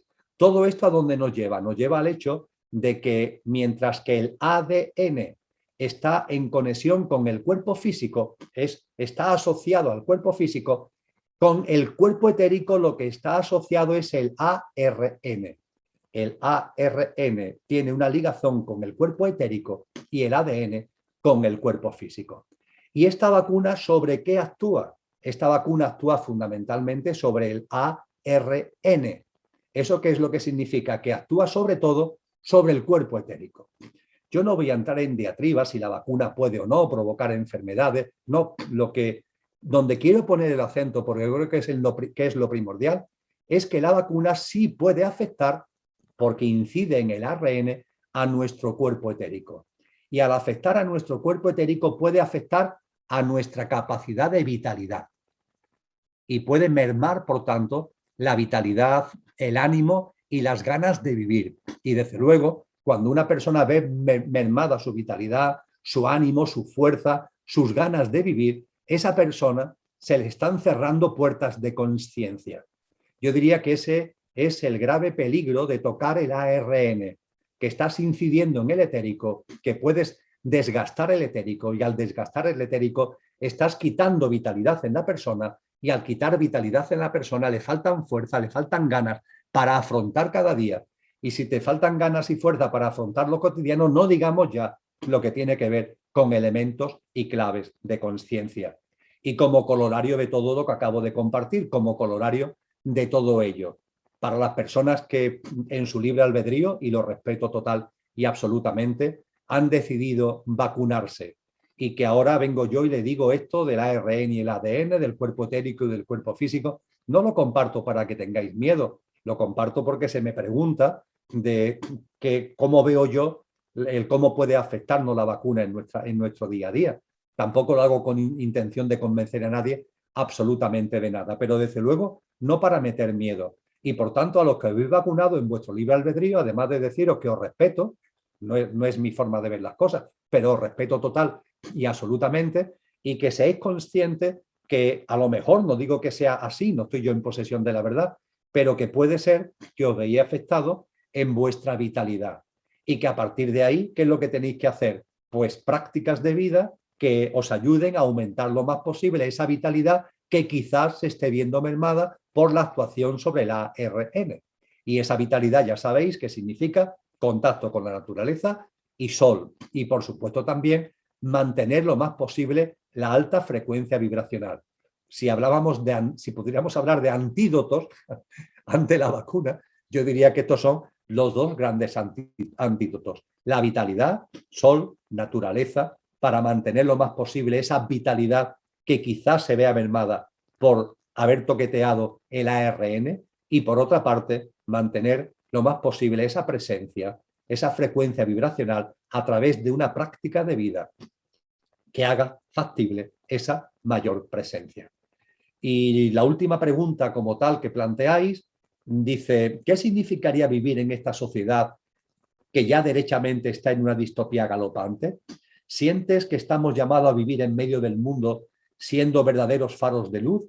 ¿O bien ves que llegará un momento en el cual eso será muy complejo y volveremos a vivir en comunidad, alejado de los centros poblados, tal como hicieron los primeros cristianos hace 2000 años atrás? ¿Nos puedes aportar con tu visión y reflexión, por favor? Ante esto, amigos y amigas, remito a dos cosas. Por una parte, al encuentro mensual del próximo mes de enero. Hablaremos de esto en un encuentro mensual monográfico y monotemático. Responder a las cuestiones que se plantean en estas observaciones y preguntas conllevaría, ¿no?, dedicar un tiempo que no es el propio de este encuentro mensual. Pero eso sí, hacer siempre incidencia en la práctica de vida, Y en esta cuestión que se ha planteado se habla de los primeros cristianos. Los primeros cristianos se caracterizaron ni más ni menos que por la coherencia. Ya está, la coherencia, una práctica de vida coherente, una práctica de vida consistente con lo que realmente somos. Esos primeros cristianos no se fueron de las ciudades de la época, no tienen nada que ver, por supuesto, con las que tenemos actualmente, pero quiero decir que no se aislaron del mundo, vivieron en el mundo. pero vivieron en el mundo sin luchar contra el mundo, pero transformándolo a través del consciente colectivo por su propia práctica de consciencia.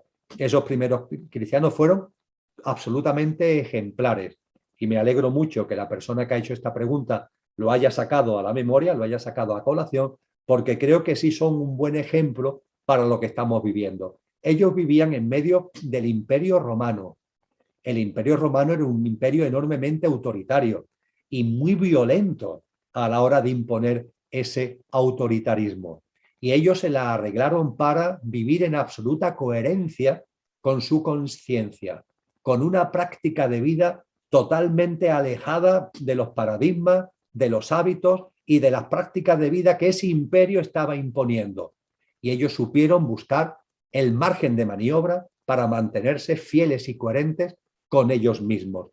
Y lo hicieron personalmente y lo hicieron comunitariamente, estableciendo también lazos con personas con las que tenían afinidad álmica, con las que tenían una resonancia desde el punto de vista vibracional, en este caso plasmada en lo que era la práctica de vida ligada a los mensajes y a las enseñanzas de Jesús de Nazaret. Y encontraron el margen de maniobra siempre para llevarlo a cabo. Y es cierto que ese imperio en momentos concretos arremetió contra ellos con muchísima violencia.